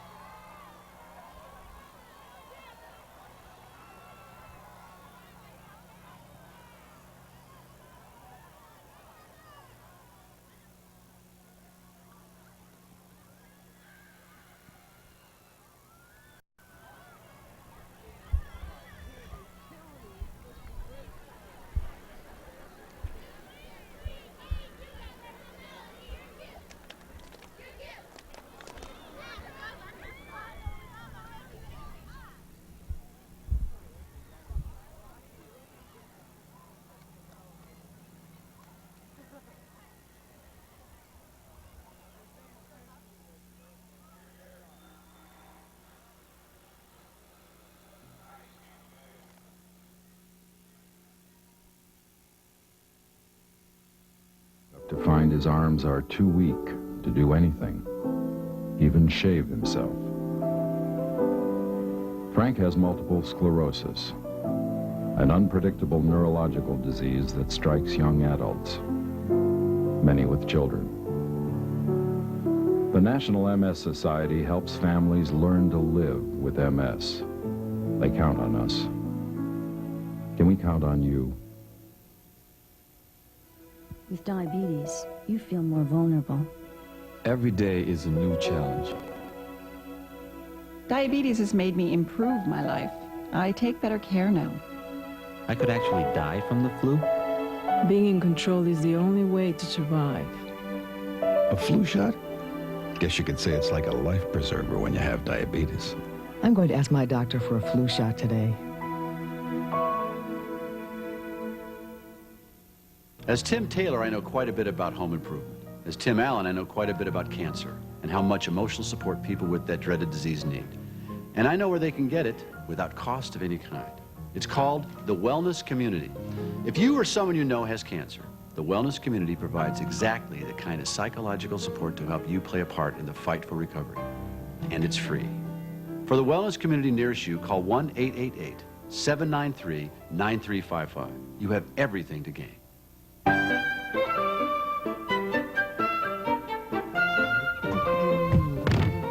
Hey, get me out of here! Help! Help! Help! Wow, a filter that talks. Wow, a human that doesn't know throwing an oil filter in the garbage can will pollute our landfills. Recycle your used oil filters for a cleaner future. For more information, call 1-800-NO-DUMPING or check out my website at www.funnelhead.com. Being a parent is a joy. You have days of absolute bliss that you thought you could never, ever experience. And then there are days that are so low, you wonder why you ever became a parent. Matthew Shepard. You know, in a perfect world, because your child is gay, you don't worry about their safety. You just worry about them being happy. I loved Matt just the way he was. Just the way he was. When I was in Mommy's tummy, she put lots of bad things inside her. It hurt and made me feel bad. But when I came out of Mommy's tummy, she stopped the bad things, and that made me feel good. But soon, she started the bad things again, and I felt bad again. I want to feel good. If you're clean, stay clean. If you're not, now is a good time to start. Your kids are what you are. Boat smart with the United States Power Squadrons. Hi, I'm Joe Namath for the U.S. Power Squadron. Outboard, inboard, sail, or personal watercraft. If you own a boat or simply enjoy boating, I urge you to take the Power Squadron boating course. It's America's best boating education. For classes nearest you, call toll-free 1-888-FOR-USPS. Call today. Boating is fun. Boating smart is more fun.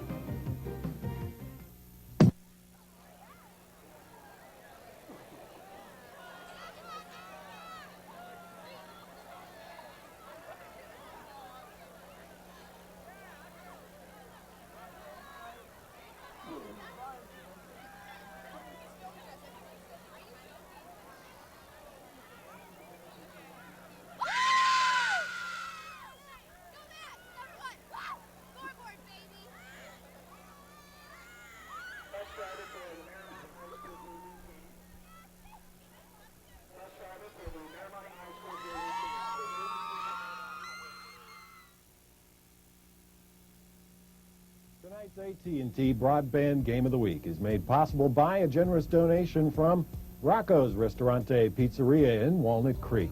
Located in the Encina Grande Shopping Center, Rocco's Ristorante Pizzeria has classic Italian pastas, gourmet pizzas, and a family atmosphere. Locally owned and operated by Rocco Bialy and family, Rocco's is a great place to go after the game. Rocco's Ristorante Pizzeria, voted the best pizza in Contra Costa by the readers of the Contra Costa Times. And by Paramount Technology of Concord, located behind Tower Records. Paramount Technology has been selling and fixing computers for more than 6 years. With in-house customer service and repairs, Paramount Technology is there for you. Thank you, Paramount Technology, for supporting local high school sports in Contra Costa County. You can join the AT&T Broadband Game of the Week team and help support our effort to bring quality local sports to 140,000 cable customers in central Contra Costa while highlighting your business during the game. The AT&T Broadband Game of the Week is your opportunity to increase viewer awareness of your business and be a part of the excitement of local hard-hitting football action. If your business is interested, please give us a call, 925-933-6264.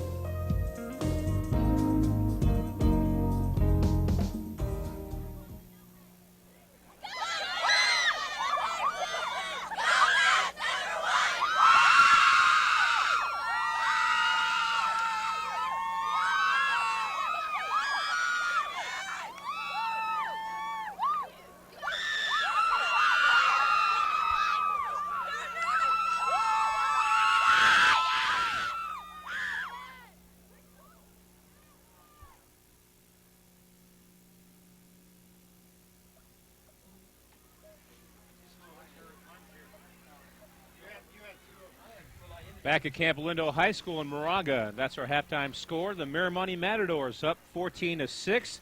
Campolindo jumped out early on the game's first series. They marched it downfield. Jonathan Keeperman, a 7-yard touchdown reception to make it 6-0 at the 7:50 mark. And the quarterback at that time was John Grubin, the starting quarterback. He's also the kicker. He missed a point after try. Since then, in the second quarter, he was knocked out of the game. And a big injury for Campolindo, who already was banged up. He's gone perhaps for the year, at least for this game anyway, with a broken collarbone. Yeah, that's really an unfortunate injury for the Campolindo Cougars. They've got Ian Kidd coming in. He has not taken a snap since his JV days. He looks like he's definitely got some potential, but when you lose your quarterback that's been starting for you all year, that's a tough void to fill. The Miramonte Matadors countered on the last play of the first quarter as a 32-yard scoring strike from Miramonte's brilliant young quarterback, the sophomore Mark Gillen, to Sekai Greer from 32 yards out. Greer doing much of the work coming out of the backfield after catching a short pass. That made the score 7-0 from 32 yards away. Actually made the score 7-6, I should say. And then in the second quarter, a 1-yard touchdown run by Mark Gillen. The 2:18 mark, with 2:18 left to go, made it 14-6. Miramonte with the lead. However, Campolindo, despite the fact that they're banged up, they are at home. They have the fans behind them, and they're only down by 1 touchdown. That's exactly right, as Coach Kevin Macy said just before the break there. They're still in it. The scoreboard says they're still in it, and they absolutely are. As we saw the running attack for the Campolindo Cougars a few weeks back, these guys can put numbers up on the board in a rapid capacity. As can Miramonte, but the Matadors, the last 2 weeks anyway, have been maybe slowed down a bit, having scored only 16 points last week. Thus far here tonight, 14. So is there anything wrong with that Miramonte offense? I don't know if there's anything wrong with it. As you said, they kind of took a vacation as far as their offensive squad was concerned last week, and you would think that they would have spent most of this week practicing and trying to get that machine well oiled and ready to go for this game. Now let's go down on the field where Bill Kolb is standing by with one of our favorite guys, Coach Floyd Burnstead. I'm here on the field with Miramonte coach Floyd Burnstead. Coach, I understand Campo's quarterback, John Grubin, is out for the rest of the game with a broken collarbone. You plan to change your defense at all to do different things to compensate for that? Well, it's a shame. I hate to see a good quarterback like that go out. Yeah, we'll change our defense a little bit. We'll pay a little more attention to the run, probably play man in the secondary a little more, and blitz a little bit more. And it looked on offense like you did exactly what you had planned to do, about 50-50. Probably going to stick with that in the second half? So yeah, we are. Yeah, I think we're moving the ball well. The only thing I think that's been hurting is penalties. Other than that, that's the only way we've been stopping ourselves. Okay, Coach. Thanks a lot. Thank you. Back up to you guys. Wow, couldn't have said it better myself. Golly! Gosh, it's so fun to hear him talk about football. I think last time he was so serious talking about football, and that was in his presence, was probably the halftime of my final game as a Miramonte Matador. Unfortunately, it came against a team called De La Salle. So that didn't fare too well.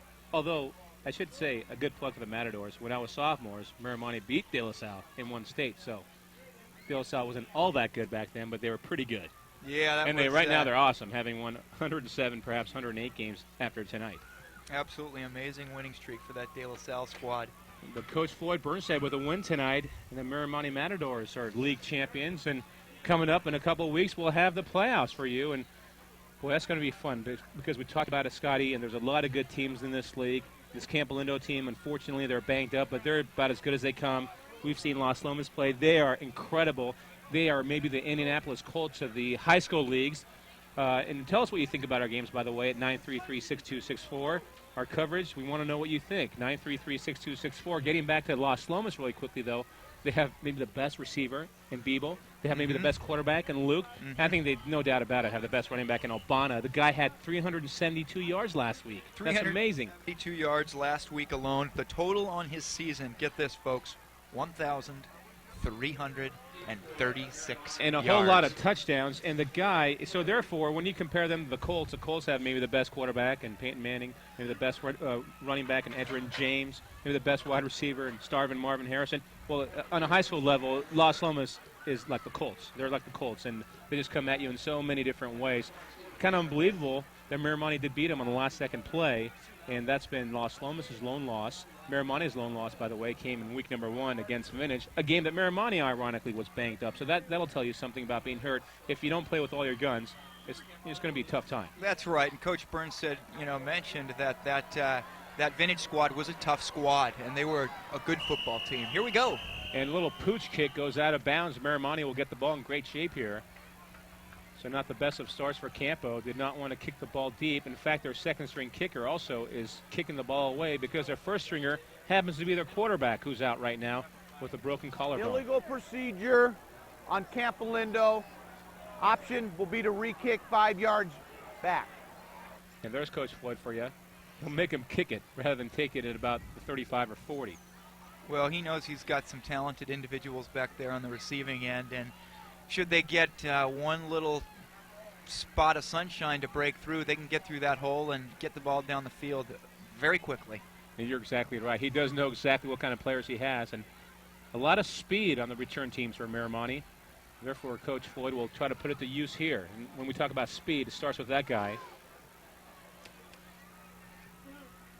Eric Carey, who's been very impressive tonight. Also, Sekai Greer has been equally as impressive. They both have been very impressive throughout this evening's game. Here's a Campo kick, high but short. Carey runs up to his 25-yard line up the middle. He comes, and look out! In the open field, he might go. Still on his feet, tripped up again, fighting his way to the outside, cuts it back in, breaks a tackle. He's going to go. Touchdown, Miramonte!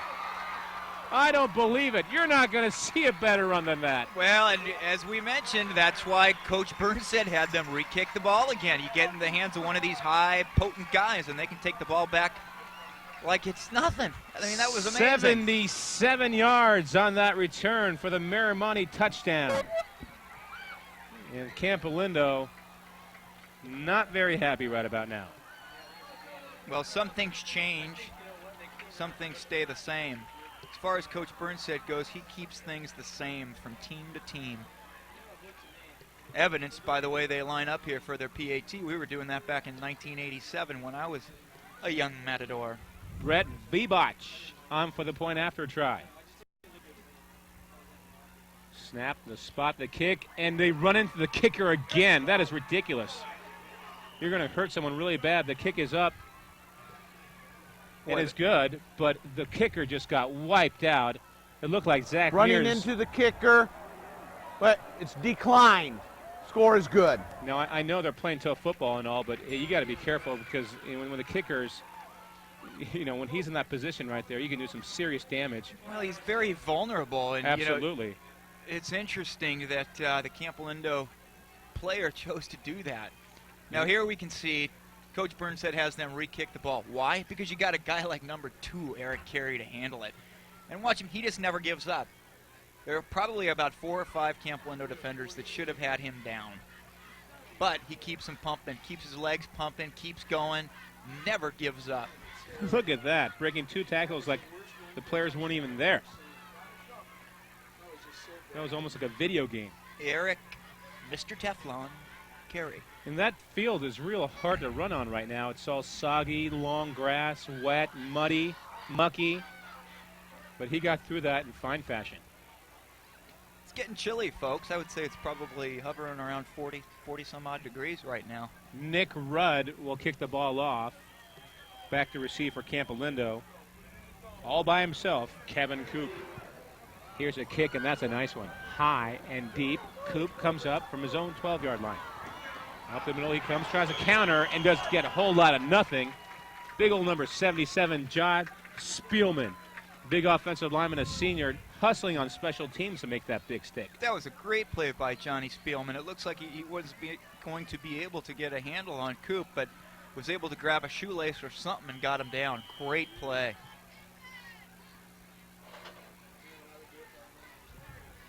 (21-6) is our score. 11:38 left to go. The Miramonte Matadors striking on the second half kickoff. A 77-yard return by Eric Carey. About as impressive as a run as you'll see. Campolindo now with the ball down by 2 scores instead of 1. And Coop trying to bounce it to the outside, and he'll get nothing. And Coach Floyd Burnstead said in our interview right after the half that with Campo's starting quarterback, John Grubin, out, that we're going to see Miramonte paying a lot of attention to the run. They're going to stack up the line of scrimmage, blitz the quarterback a little bit more. So what that tells you is Miramonte's defense has Campo's offense right where they want him. That's right. Coach Burnstead is it's kind of like a chameleon. He's really able to change his colors and the schemes of his offense and defense depending on the makeup of the game, how it's going, the feeling of his players. He's just an excellent coach all around. Indeed he is. 2nd down and 9. Here is Donnelly, brought down from behind. Good job by the Miramonte defense. Spearheading the charge that time was John Woodcox. And Woodcox has played himself a pretty nice game. He's had a couple nice tackles behind the line of scrimmage thus far here tonight. Yeah, he really has, and I think what we can look for from the Campolindo offense in the second half is a lot of student body left, student body right. They really don't have any other options. 3rd down and 7. A big play for Campo. They can really ill afford putting the ball away here because Miramonte's offense has been clicking. They need to keep that ball and march it downfield, use some clock and get in the end zone. So this is big for them. And in the backfield, Coop, or was it Donnelly? I believe it was Donnelly, the fullback, moved about a second before the snap, and that'll cost his team 5 yards. Ball start, Campolindo. Repeat, 3rd down. So 3rd down and about a dozen now at the 18-yard line. And the Matadors' size, speed, and superiority, easy for me to say, is starting to take over right now in this ball game. Campolindo only dresses about 30 players, about 6 or 7 of whom were pretty banged up. Miramonte comes in here with about 65 players. A lot of depth. And a big hit by Carey on Preston. Preston was not going to get that football anyway. Falls incomplete, and a 4th down coming up for Campo. Let's see what they do here. They have to punt the ball, and they will. Boy, that was a big hit in the secondary there by Sekai Guerrero. Great play. And that's something that young Ian Kidd's going to have to learn. You cannot hang your receivers out to dry over the middle. The Cougars will punt the ball away. Carey alongside Greer. Mishandled, but he gets it away.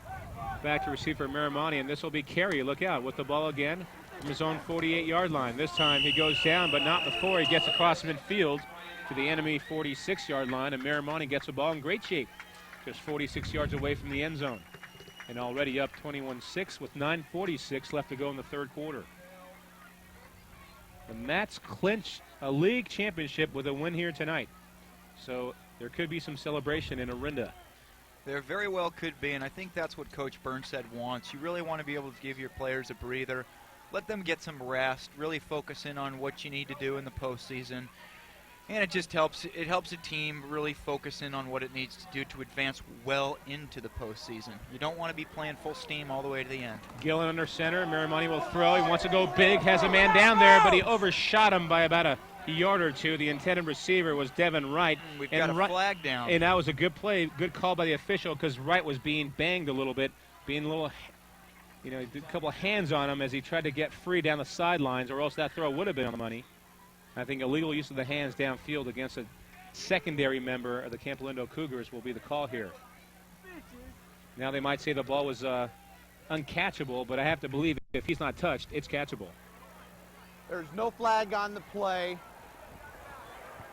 The offensive man was forced out of bounds, returned right away, and did not even participate. Well, there was a flag on the play, but they picked it up. They picked it up. Take a look here again at the standings. As you can see, the Miramonte Matadors alone in first place, 7-0. Campolindo and Las Lomas should see postseason activity. They will indeed. Alhambra's still not out of it too, as far as postseason berth. And here's a long pass downfield. It's got a man down there, and it's intercepted. Keeperman comes up with it. Could have easily gone either way, but Keeperman with a great play, and he knows what to do with the ball. He's a wide receiver on offense. Now he's starting to go backwards. And a big break for Campolindo. They needed a turnover. They got it, but now a flag downfield near the line of scrimmage. Let's see what this is all about. We're also going to get a replay soon. So a long pass downfield. Miramonte trying to put this game away with a deep 6, but Campolindo comes up with a big interception. We've got two flags about 40 yards away from each other, so it'll be interesting to see what call the Stripes give it here. The Zebras. Papa Zebra, though, wears the white hat. Papa Zebra wears the white hat. We see a little conferring here. Just want to make sure they're all on the same page. And Papa does all the talking, too, as all Papas do. We have multiple fouls on the play. Both are after the interception. Have holding on Campolindo during the run back. You have a dead ball, personal foul against Miramonte. We will go 10 yards from the end of the run to enforce the hold, then enforce the 15-yard personal foul, 15 yards. It'll be a down Campolindo. All right, let's see. Carry the 1, bring over the 2, take down the 6. Algebra 2 here at Campolindo High School. All right, let's take a look here. Looks as though Gillen gets a little bit too much air underneath this ball. It kind of sails on him. You can see the receiver for the Matadors kind of has to put the brakes on, slows up, gets the deflection. Keeperman's able to keep it above the ground, and you'll see him here make his way all the way across to the other side of the field. Looks like he has an opening, and a nice heads-up play there by Mark Gillen. He's hanging right in there. He wants to make the tackle. Campolindo with the ball. Second time here in the second half. Up the middle is Donnelly. Gets a bit of a good surge, about 2 or 3 yards. They need some positive yards on first and second down if they want to stay in this game. What we've seen the last 3 or 4 times with Campolindo when they have the football is they've been losing yards or looking at second and long, third and long situations. Now, when you're in second and short, third and short situations, your chances are going to be a lot better, especially with a backup quarterback in there. Well, that's right. You know, you have to run the ball so much without a proven quarterback, and that does 2 things. It takes a lot of time off the clock, and it takes a lot of time to get the ball down the field. A gain of 3.5. We'll call it second down and a short 7. Campo with the ball, split backfield formation. Here's a handoff to Coop, trying to bounce it to the outside. And it's actually Justin Bonetto who got the call, 34 instead of 36. Does a nice job of shuffling his way outside, gets another couple of yards. It's going to be 3rd down and 5. And this is the kind of situation that Campo can convert on.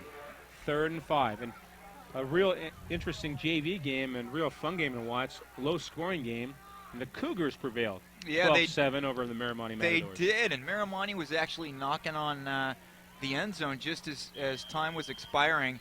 They had a pass by their talented quarterback that was intercepted, and that pretty much ended the game. And Miramonte had a good shot for a long touchdown that we thought was a touchdown, but was called not a touchdown as it was dropped in the end zone shortly before that play.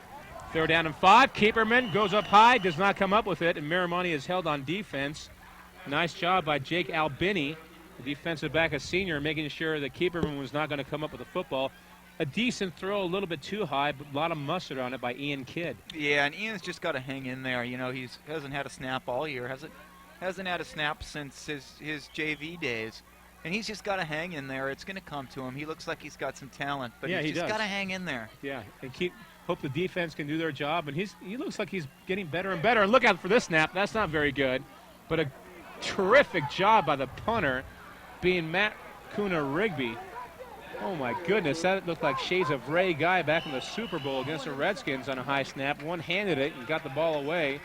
Kuna-Rigby Yeah, heads was up play equally as there. impressive that time. Matt's actually got a little brother that plays on the JV team. Thought I'd throw that out there since we just saw the JV score. And what you saw there by Matt was a great heads-up play. Tell us what you think. Tell us what you think about our broadcast, AT&T Broadband. Give us a call, 925-933-6264, 933-6264. First down and 10 for Miramonte at the 33-yard line. The Mets, first down and 10, four-receiver look, lone setback behind the quarterback, straight back in the pocket, and he's not going anywhere. He's going down and going down hard. Big number 76, Eric Towson for the Campolindo Cougars on that. Eric's checking in at 6'3", 220, and he's a big boy. And Mark Gillen just saw that pocket disappear in front of him. Paramount Technologies replay. Take a look at Mark Gillen here. He's got some composure, but the pocket breaks down. That pocket had a hole in it. It sure did. All the quarters came out. Loss of 5.5. We'll call it second down and 16. Miramonte now, passing situation, play action. Gillen to throw, has his man, the big tight end, Robertson. Nice adjustment, making that catch. Gain him about Take 8 a or look 9 here. yards. He's got a little scramble out to the outside, gets out of the pocket. He's got most of the offense moving with him. That was a great catch there by the big tight end. Number Big 84. tight end doing a nice job. We used to have some pretty big, good tight ends. We played did. at In Miramonte. fact, one of those gentlemen is actually over on the sidelines for the Miramonte Matadors. John Oleto. It's Big John Oleto. He was a very, very impressive two-way player for the Matadors all the way from, I believe, 84 until 1987. Also known now as John Wade. Passing play, batted down the line of scrimmage. While we're talking about big tight ends at Miramonte, also a guy named Big Bob Urich used to be pretty good. Big Bob Urich. And on that play, we saw a great play by Sean Sherbert. Let's take a look here. Sherbert breaks through the offensive line of the Matadors, and what does he do? He goes for a couple scoops. Sherbert. Some raspberry. There that time. you see it. First time we've called Great play. He's a good player. First time we've called his name all night long. In fact, a couple of times we've seen Campolindo, he's made some huge plays. Thus far, Miramonte's doing a nice job of neutralizing him and his abilities. High snap for Miramonte on special teams, and they get it away as their punter, Nick Rudd, does a very nice job. Miramonte will down this ball at about the 24-yard line. 38 yards on the punt, no returns. Miramonte comes out well on that special teams play. 6:10 left to go, 21-6, so both teams exchanging punts here. Miramonte Matadors in this, what you can maybe perhaps call a league championship game. If they win it, they are the league champions.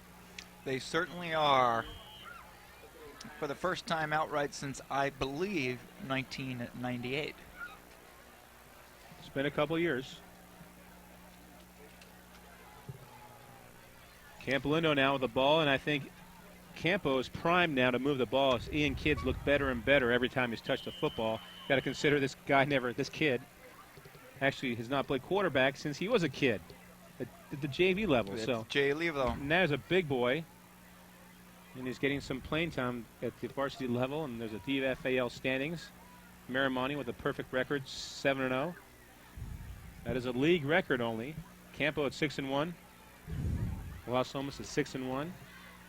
Hamber at 5-3, and Alhambra was a favorite to win the whole thing. As they are quite often, yes. And we'll see a couple of those teams next week. Acalanes and Northgate. Northgate actually has won a couple games, I believe, this year, and their first one actually ended about a 25-game losing skid that dated back about 2 or 3 years. Yeah, that had to have a nice positive effect on that squad. Mm-hmm. They've also, in a couple of their losses, played very tough. So they're on the rise. Yeah, that's right. They're Yeah. an improved ball club, improved program. You know, some of you may be asking, well, why doesn't Campolindo have a backup quarterback that is, in fact, their backup quarterback? Kevin Macy has really done a good job at getting the most out of this squad. You know, he's only suiting up between 25 and 30 players, and he just doesn't have the opportunity to get another quarterback behind the center. First down and 10. Penalty marker down. So Miramonte scoring early in this third quarter on a 77-yard kickoff return by Eric Carey. Campolindo actually kicked the ball out of bounds. Miramonte could have kept the ball at their 40, Well, Coach Floyd Burnshead thought otherwise. Said, kick it again to us. I have some good returners here. And he proved us right. Eric Carey, a 77-yard return. He broke about 4 or 5 tackles in the process. That has to be our highlight of the evening. Mm-hmm. There is no flag. Repeat first down. So no flag that time. Flags must be getting slippery. Yes, they are. Everything's slippery out there on this field. Slippery and cold. 1st and 10. 2 receivers, 2 tight ends, and 1 running back. And here's Coop up the middle off the right side. He got a couple of yards. 2nd down and 8. Making the tackle for Miramonte that time. Sam Trees. Sam has been a big contributor throughout the year on the Miramonte defensive side of the ball. He's really come up big in a lot of their games, and if I had to say there was a leader, it would probably be Sam. A gain of a yard. 2nd and 9 coming up. Clock rolls at 5:30 left to go in the 3rd quarter. Miramonte Matadors on top over their rivals, the Campolindo Cougars, 21-6. Campo, though, still very much in this ball game. Going in motion is Coop. Play action. Throws. Has a man wide open down there. Look at this. This might be a touchdown. Adam Smith tripped up, still on his feet, and finally tripped up as he gets across the Miramonte 20 and all the way down to the 15-yard line. 58-yard pass play. Let's take a look here. You can see the young quarterback, Ian Kidd, doesn't look too young on this play. Boy, what a great-looking pass that was. You see number 4, Adam Smith, for the Cougars, just splits the seam of the zone defense and is able to catch that ball and make a nice gain. Pete Mitchell came on the blitz. No one picked up Smith in the open field. He was wide open. A mix-up in the Miramonte secondary, and that cost them big. 1st and 10 now. A couple receivers come out to the near side. One to the far side. That's Coop, the running back, lined up as a receiver and gets a ball as a wing back and gets a whole lot of nothing. Good job by the Miramonte defense. So Campo really on the verge of getting themselves back in this game. They're already there, but can make it very tight. That's exactly what Campolindo needs, is plays like that to keep them confident that they can come back in this ball game. They are by no means out of it. And coming in on the blitz that time, Peter Mitchell applying it to the quarterback. Ian Kidd. Kidd still had enough muster to get it downfield to Smith. And Smith with a nice job of running with the football after the catch. What we call a yak. Yards after the catch. Yak, yak. Coop on the outside. And, you know, I'm telling you, Coop is very impressive going north and south, but not east and west. That's right. And Kevin Coop, I believe 2 or 3 weeks ago, the guy actually had an MRI done on his knee. And as we spoke about a few weeks ago, Reza, when we were in school, we didn't have MRIs. No. Yeah, we only heard about people who got MRIs like Joe Montana and Dwight Clark. Here we see a little bit of the local Miramonte talent. And the Miramonte green. Gotta love that Miramonte green. And they've been loving it tonight. But Campo, John Amount will come back at home here. They fake the counter play, throw it, and it's intercepted, and it's Carey. He's got blockers up ahead, and he could go. He's got one last man down the sidelines. Great crushing blocks applied. He's going to go all the way, maybe, and tripped up at the last second. I'm telling you, though, for Miramonte, big old number 45, Matt Miramonte, he took out about 4 guys on the return. We're going to look at it here, right here. Well, you can see here, this is probably inexperience coming through right here on Ian Kidd. Boy, that was not a great pass there on the part of Ian Kidd. Room service As we for can Carey. see, number 2, Eric Carey, just tracks it all the way, and he takes it right up, scampers down the sideline, and comes very close to scoring 6. And number 45 ahead of him was just taking people out left and right. Miramonte closes the door on Campolindo with a goal line interception, and Carey brings it all the way back across midfield to about the 25-yard line. 70-yard return. He nearly got in the end zone for the second time this quarter. He scored on a 77-yard kickoff return to start the second half. 3:11 left to go. 21-6, Miramonte on top. Campo could have really done some damage had they scored. instead now Miramonte can put this game away perhaps with a score of their own. Well, I believe it was big number 54, Mark Lowenstein, for the Cougars that made that stop, saving a touchdown. And I believe, if I am seeing this correctly, I think he may be down. He never got up after that play ended, and there appears to be quite a number of Campolindo staffers surrounding him at this point in time. I think you're right. And, you know, we both know Coach Floyd pretty well, and this is about the time of the game where, I don't know, I just have a feeling where he's got a trick up his sleeve. Maybe a halfback option or a reverse. I mean, it was right when he had the team where he wanted him, you knew he was going to come up with a big play. See if we can see what happens here to Mark Lowenstein. You can see the Miramonte players quickly are aware that the ball has been intercepted. They begin blocking and do an excellent job at it. Yeah, that was actually number 36 for Campolindo, Kevin Coop. We'll try and see if we can get an update on that. Tonight's Miramonte Campolindo game will be televised on Saturday and Sunday night at 7 p.m. on AT&T Broadband Channel 6 in Walnut Creek, Channel 3 in Martinez, the La Marinda area, Marinda, Moraga, Lafayette, Danville, and Pleasant Hill, and on Channel 25 in Concord and Clayton. For more information, call AT&T Broadband at 933-6264. That's 933-6264. Mark Gillen now under center. Miramonte with the ball and the lead. Here gets some pressure, and he's going down. Kevin Donnelly, the middle linebacker, playing himself a very nice game on defense with a big sack that time, and Miramonte's out of scoring range right now.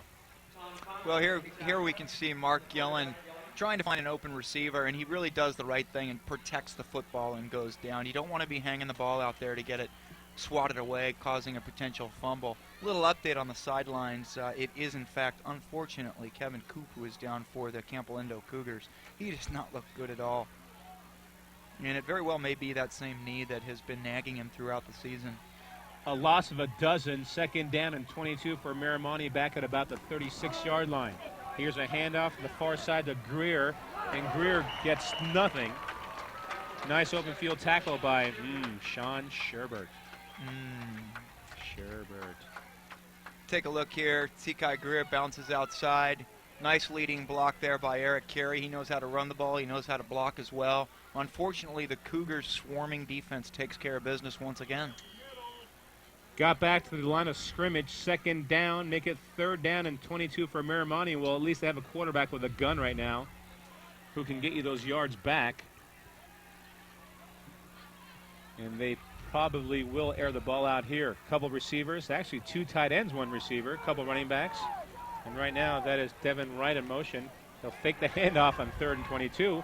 Look for the big tight end, almost intercepted. It might be. Preston has it. Great anticipation. Miramonte's used that play 3 or 4 times tonight. Preston read it that time.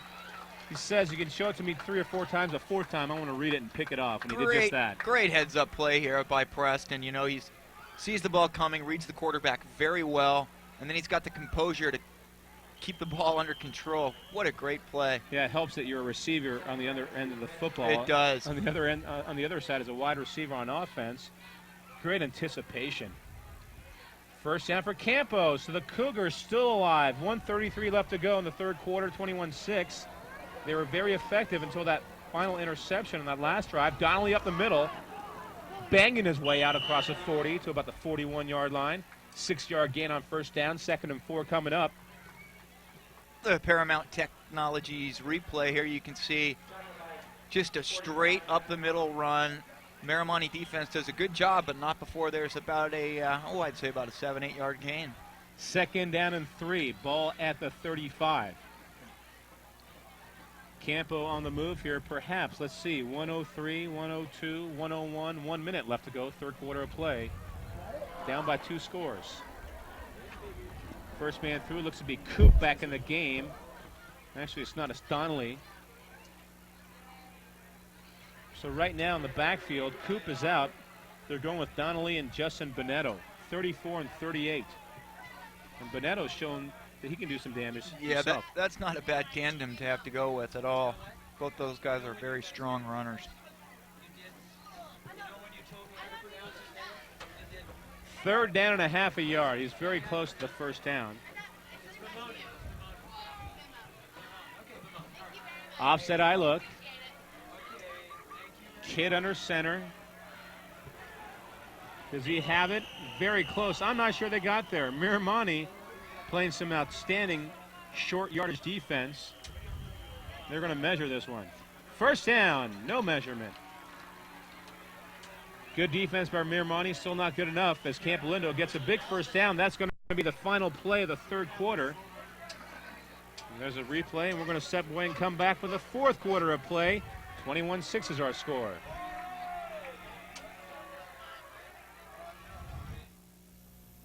Tonight's AT&T Broadband Game of the Week is made possible by a generous donation from Rocco's Ristorante Pizzeria in Walnut Creek. Located in the Encina Grande Shopping Center, Rocco's Ristorante Pizzeria has classic Italian pastas, gourmet pizzas, and a family atmosphere. Locally owned and operated by Rocco Bialy and family, Rocco's is a great place to go after the game. Rocco's Ristorante Pizzeria, voted the best pizza in Contra Costa by the readers of the Contra Costa Times. And by Paramount Technology of Concord, located behind Tower Records. Paramount Technology has been selling and fixing computers for more than 6 years. With in-house customer service and repairs, Paramount Technology is there for you. Thank you, Paramount Technology, for supporting local high school sports in Contra Costa County. You can join the AT&T Broadband Game of the Week team and help support our effort to bring quality local sports to 140,000 cable customers in Central Contra Costa, while highlighting your business during the game. The AT&T Broadband Game of the Week is your opportunity to increase viewer awareness of your business and be a part of the excitement of local hard-hitting football action. If your business is interested, please give us a call, 925-933-6264.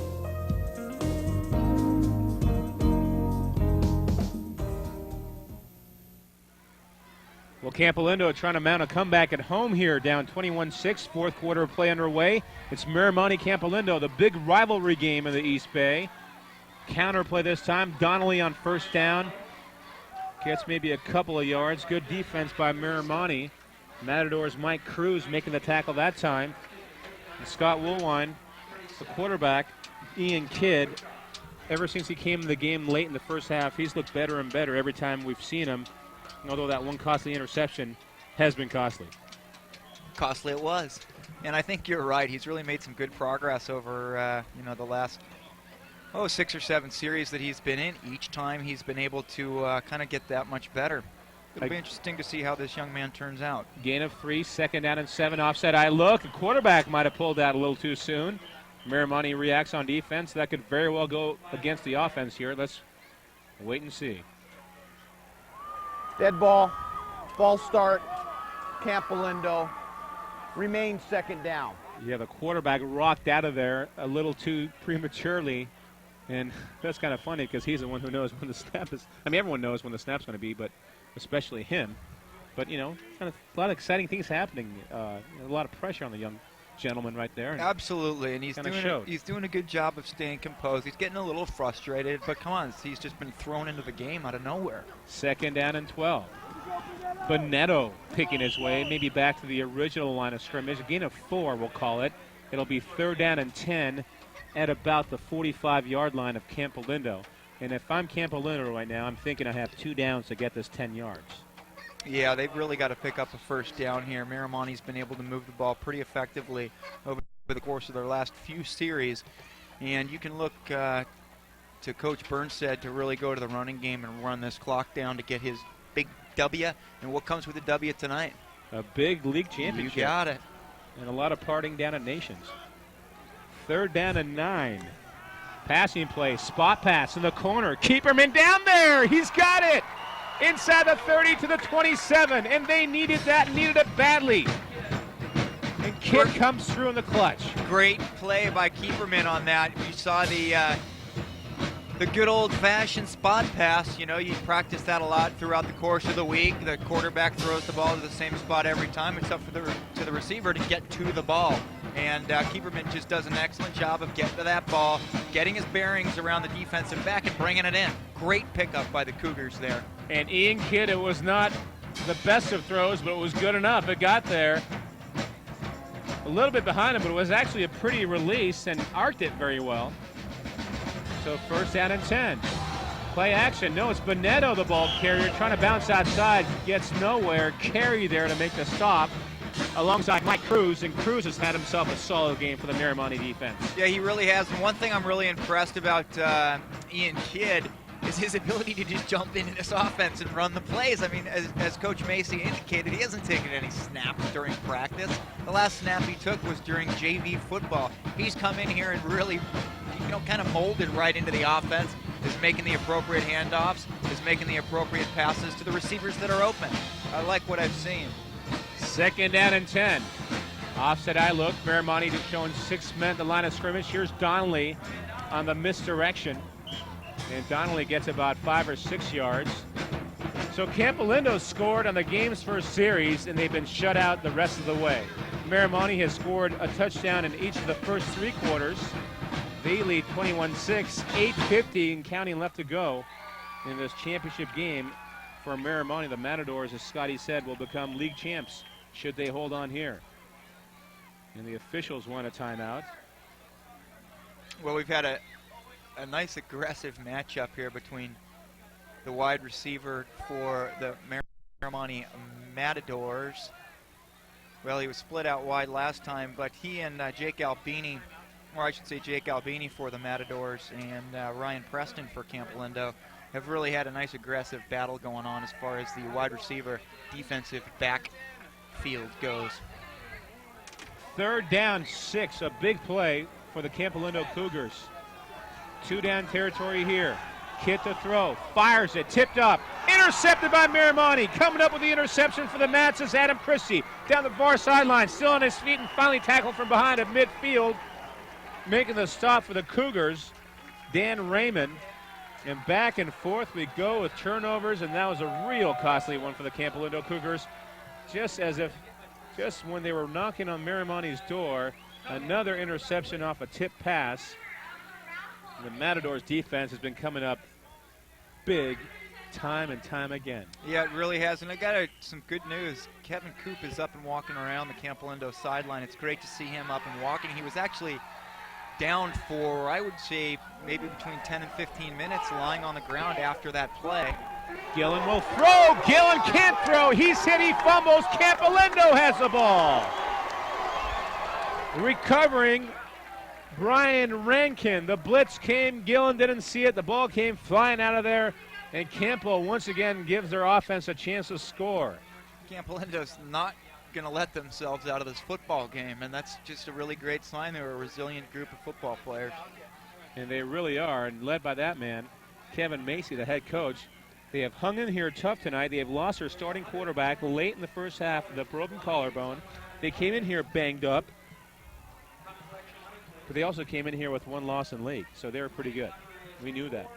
And they've hung in there and fought very tough. We knew that, and talking to a few of the guys up in the booth here this evening, Coach Macy is a teacher at Campolindo, and he really knows how to get this group of young men bonded and ready to go play some tough football.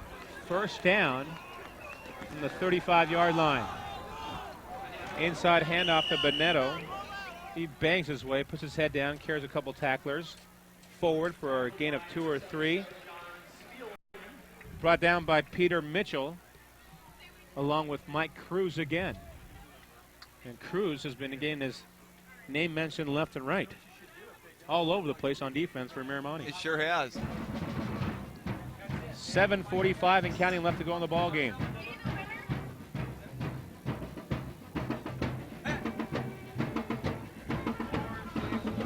.35, 34, 33.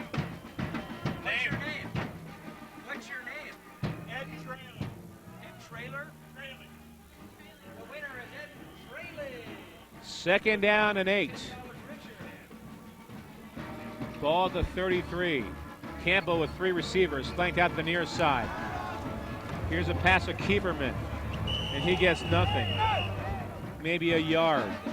Miramonte diagnosed that play well. There to make the stop for the Mats. Greer, and guess who? Number 59, Mike Cruz. Mike Cruz has been all over the field in the second half here. And another interesting development is that they've really gone to Ian Kidd Not so much just to keep the ball on the ground, but they want to see him throw the ball. He's proven he can throw it. He's had some good receptions since he's been in the ball game. And, you know, I don't think you can put up the numbers that Campolindo wants to put up without putting the ball in the air.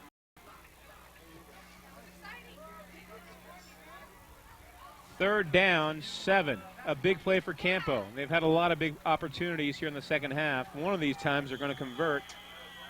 And maybe a delay of game or a timeout. Let's wait and see. A timeout has been called as they were late getting the play in or getting a player in. All right, let's go to the Paramount Technologies replay. Take a look at the interception here. Great hand-eye coordination on that. Adam Christie's able to come down with that, scampers down the sideline. He's got some good blocking ahead of him, protects the football. Look at that. He's got a lot of wherewithal to really protect that football and be sure he does not turn the ball over. Speaking of turning the ball over, Miramonte gets the ball back on the offensive side, and what do? They turn the ball over. Give it right back. Let's take a look at that right now. You can see Mark Gillen standing in the pocket. He's got some heat coming on. Big number 2, Zach Mears for the Campolindo Cougars, and he coughs up the pellet. Brian Rankin also in on that play with the recovery. And this game's got more bends in it than Highway 1, huh? Than Moraga Way or Moraga Road, Moraga for that Road, matter. That's correct. Or El Toinel. How about El that one for Toinel. knowledge, huh? It's the Battle of La Morinda, minus Acalanes. Yeah, well, the Battle of Morinda. Morinda, yes. And it's been the guys from Moraga Way over the guys from Moraga Road thus far, 21-6. That's right. This rivalry is what you look forward to all year long in high school. I can remember just really getting so amped up for these games, whether it be baseball, football. I mean, it's just a great rivalry, and it's something that's really fun to participate in. Or even a drive to Taco Bell, for that matter. You always knew you were going to run into these Campo guys, and good guys. Except when you're playing at competitive high schools, it's a little bit different. And an injured player for Campo on the incompletion. Justin Bonetto. Yeah, Bonetto down, and that does not look very good for Campo. 6:32 left to go now, and 21-6 Miramonte still holding on to the lead. We got Justin Bonetto down on the field. I got Kevin Coop right here in front of us on the Campolindo sideline. It appears as though he's stretching his calf muscles. Looks like he's up and ready to go. It'll be interesting to see whether Coach Macy puts him back in this ball game. You know, we talked about some great Miramonte football games in the past against Campolindo. We talked about some great baseball games. There's also been some great basketball games between these two schools, and you know, just amazing the rich tradition between these two long rivals. And once again tonight, we've had a great game. Let's take a look here. Justin Bonetto goes down on this play. See if we can get a. Well, he was kind of obscured there. That was, I believe that was Matt Maimone for the Matadors in on that play. It's great to see Justin Bonetto getting up here. Yep, it was his knee. Yeah, it knee on certainly knee. was. That hurts. 4th and 7 for Campolindo. This could very well be the ball game for the Cougars. 6:32 left to go. They trailed by 2 touchdowns, 21-6. They have 2 receivers, 2 tight ends, and a running back in the ball game right now. Make that 3 receivers.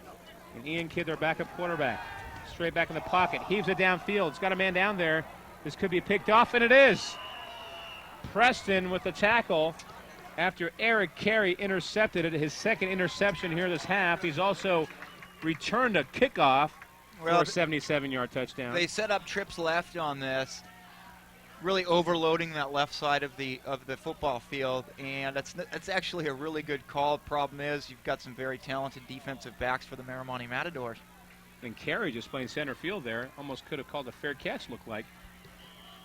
Miramonte gets the ball, 1st down and 10, 20-yard line, 6:24 left to go. I think the Mats will look to use some clock here, up by a couple of scores, and they can just get 6:24 off that clock. They become league champs. Here's a handoff. Carey busting his way across the 25 to near the 26-yard line. A nice game by the Mats on 1st down. 6-yard gain, 2nd down and 4. Well, I'm really impressed by this Campolindo squad. These guys have hung in here all night. They're just absolutely replete with injuries, and they've really bounced back. They're a resilient bunch. They do what they have to do. regardless of, who's hurt and who's not. 2nd down and 6. Good evening, folks. Here's a counter play. Carey coming to the near side, spins his way out of a tackle very impressively. Gets an additional 2 or 3 yards, and heads up that play was there. Great athletic ability on Great his behalf. athletic ability. Keeps the ball in bounds. Keep the clock moving. So Coach Floyd Burnstead doing a wonderful job again, and behind a very successful man is a great lady, and Carolyn Burns, his wife, the first lady to appear on ESPN as an anchor, a great and dear friend to us. Great to see her before the game. And there's Bridget. Bridget, the camera girl, doing an excellent job this evening. Once again, right behind the Campolindo bench. 3rd down and short for the Mats. Handoff. This might be enough for the first down, perhaps. In that time game, the call was Lacey Cameron. First time we called his name tonight. Yeah, that's the first time he's seen some action, Lacey Cameron. And he makes it count. Good First runner. down for Miramonte. Inside 5 minutes left to go, 4:50, and the Mats really chewing up the clock here. Couple more first downs. And the Mats on the verge of winning a league title once again, under the guidance of legendary Floyd Burnstead, our coach. Funny to sit up here and say we played for him, but we did. And great teacher, first and foremost, a great gentleman. I know certainly playing for him made me a better person. Absolutely. He was a great coach to play for. Same goes for Paul Yerberry. Yeah, I hope all kids and all high school players can have the privilege to play for such great coaches as we did. Feel very fortunate.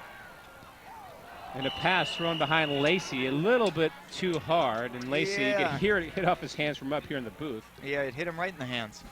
I think it was those gloves that made the big popping noise.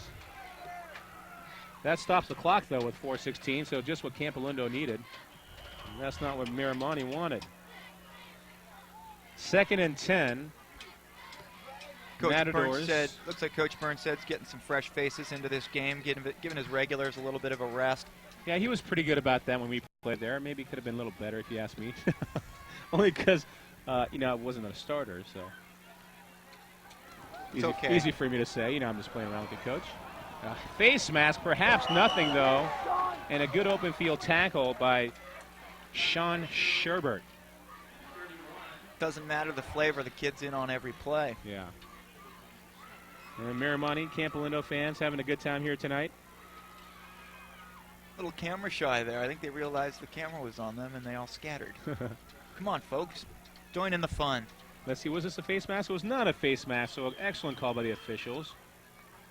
And Sherbert gets a handful of jersey.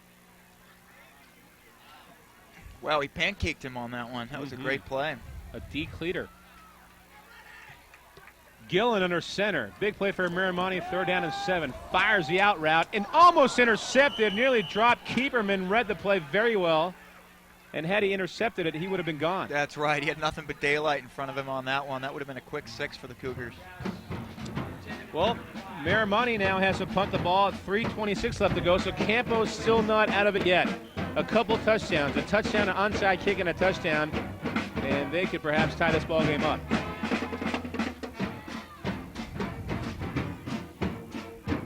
Back to punt for the Miramonte Matadors. Nick Rudd. Keeperman, along with Friedman, back to receive. A nice-looking kick. Keeperman backpedaling.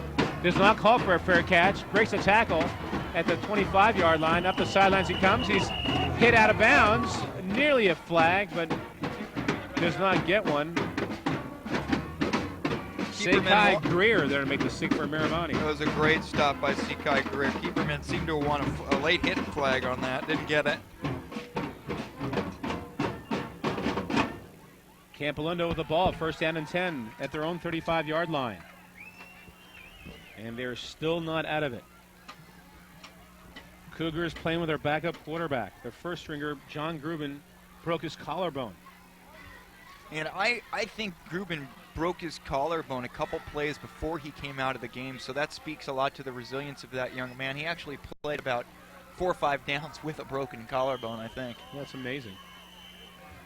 And before this play gets underway, a timeout has been called. I'd like to remind you that tonight's game against Miramonte and Campolindo will be televised on Saturday and Sunday night at 7 p.m. on AT&T Broadband Channel 6 in Walnut Creek, Channel 3 in Martinez, La Miranda, Danville, and Pleasant Hill.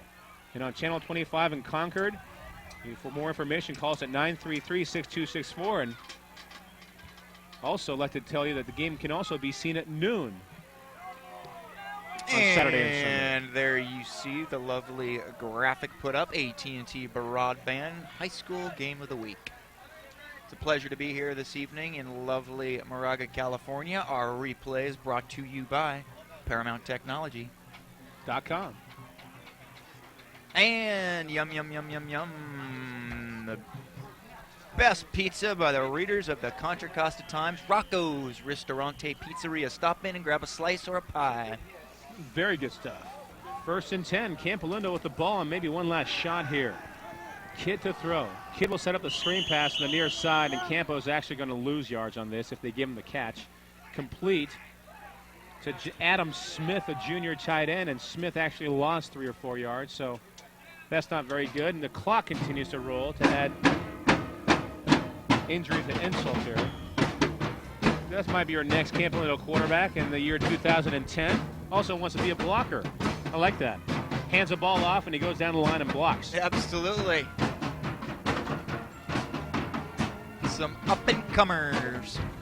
2:40 and counting left to go. Campo has used up a couple of their timeouts already here. They send one receiver out to the far side. One comes out to the near side. I formation look. And they run the ball up the middle. Miramonte's waiting for it.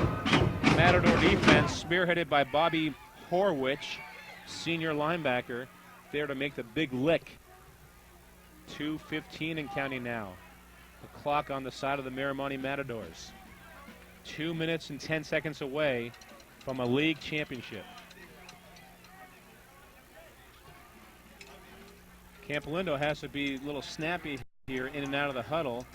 I do understand they have a backup quarterback in Ian Kidd, who's done a nice job since replacing the injured John Gruben. 2nd down, 14. See if they put the ball in the air here. Down. Penalty markers down. It looked like it was going to be a passing play, and I don't think the Cougars really have a whole lot of choice but to put the ball in the air at this point in time. They've got a dead ball. Ball start against Campolindo. Remains 3rd down. They've got a $146 to make up at least 2 touchdowns here.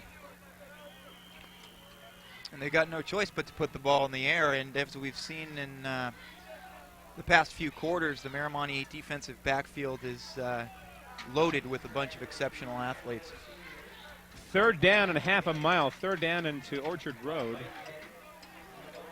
Maybe we'll call it Glorietta. Passing play. Near side could be picked off. Not.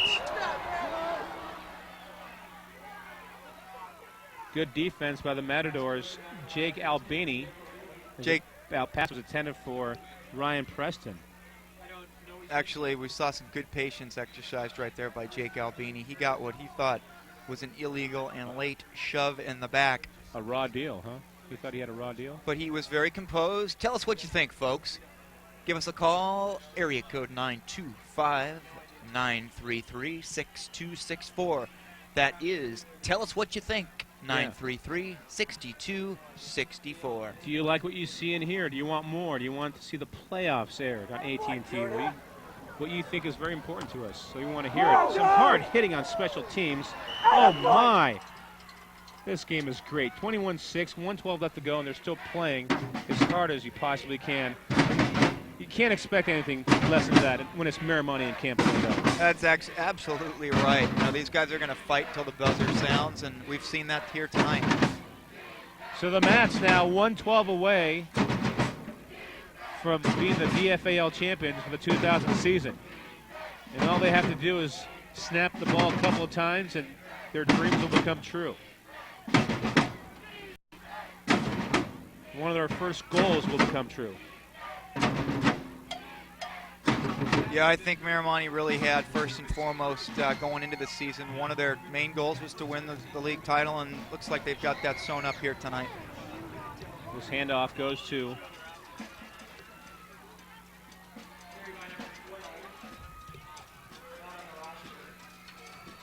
Yeah, well, we would let you know who the ball carrier was, except he does not appear on our roster, number 12. So Zach Mears, you see there, making a great play on number 14 for the Matadors. Sekai Greer, really a great amount of hand strength on that to be able to hold on and whip him around the way he did. And Zach Mears earlier in the third quarter, actually it was in the fourth quarter when he hit the quarterback, Mark Gillen, and forced a fumble. So he's had some big plays here tonight. Inside handoff for the Matadors. This time it goes to David Hung. I believe it was Hung. Maybe it was actually David Hung. It was David Hung. Yeah. Got a couple nice yards out of it. 19 seconds left. That should probably be the last play of this ball game. The Miramonte Matadors come on the road, a couple miles down the road. And Moraga from Orinda and come away with a big win. 21-6. Another good game in this long-time rivalry, and the Mets are the DFAL champs. There it is, folks. Miramonte Matadors, your league champs. We will be right back, ladies and gentlemen. Tonight's AT&T Broadband Game of the Week is made possible by a generous donation from Rocco's Ristorante Pizzeria in Walnut Creek. Located in the Encina Grande Shopping Center, Rocco's Ristorante Pizzeria has classic Italian pastas, gourmet pizzas, and a family atmosphere. Locally owned and operated by Rocco Bialy and family, Rocco's is a great place to go after the game. Rocco's Ristorante Pizzeria, voted the best pizza in Contra Costa by the readers of the Contra Costa Times. And by Paramount Technology of Concord, located behind Tower Records. Paramount Technology has been selling and fixing computers for more than 6 years. With in-house customer service and repairs, Paramount Technology is there for you. Thank you, Paramount Technology, for supporting local high school sports in Contra Costa County. You can join the AT&T Broadband Game of the Week team and help support our effort to bring quality local sports to 140,000 cable customers in Central Contra Costa, while highlighting your business during the game. The AT&T Broadband Game of the Week is your opportunity to increase viewer awareness of your business and be a part of the excitement of local hard-hitting football action. If your business is interested, please give us a call, 925-933-6264.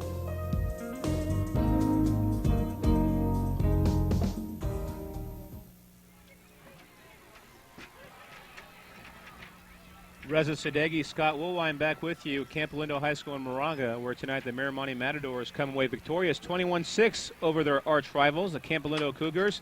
Campo scores on the first drive of the ball game. The Miramonte responds with 3 touchdowns, 1 in each of the first 3 quarters. And end result, another league championship for legendary coach Floyd Burnstead, and won a ball game, a typical Floyd Burnstead coach game. A lot of offense, some solid defense, pretty good special teams. And when it's all said and done, you put those 3 components together, more often than not, it's a good W for the Miramonte Matadors. Well, it was a great game tonight. You know, we got the Miramonte Matadors coming away with their league title all by themselves, and we just saw a really fascinating game tonight. We saw both teams lighted up on the offensive side, although Campolindo didn't get the ball into the end zone, obviously as much as they would have liked. We really saw a lot of excitement out of their backfield. We saw John Gruben go down with a very unfortunate broken collarbone, but we saw the young Ian Kidd step in for him, and he really did a good job given his lack of experience. The guy hasn't stood behind center since his JV days, but he came into this football game here tonight and was really able to be a contributor on the offensive side of the football.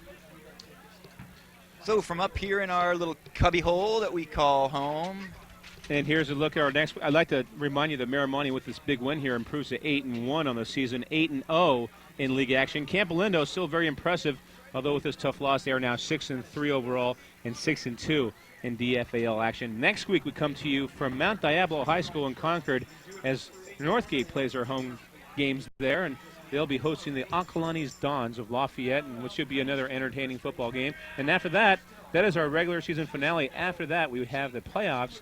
And the sites and opponents yet to be determined.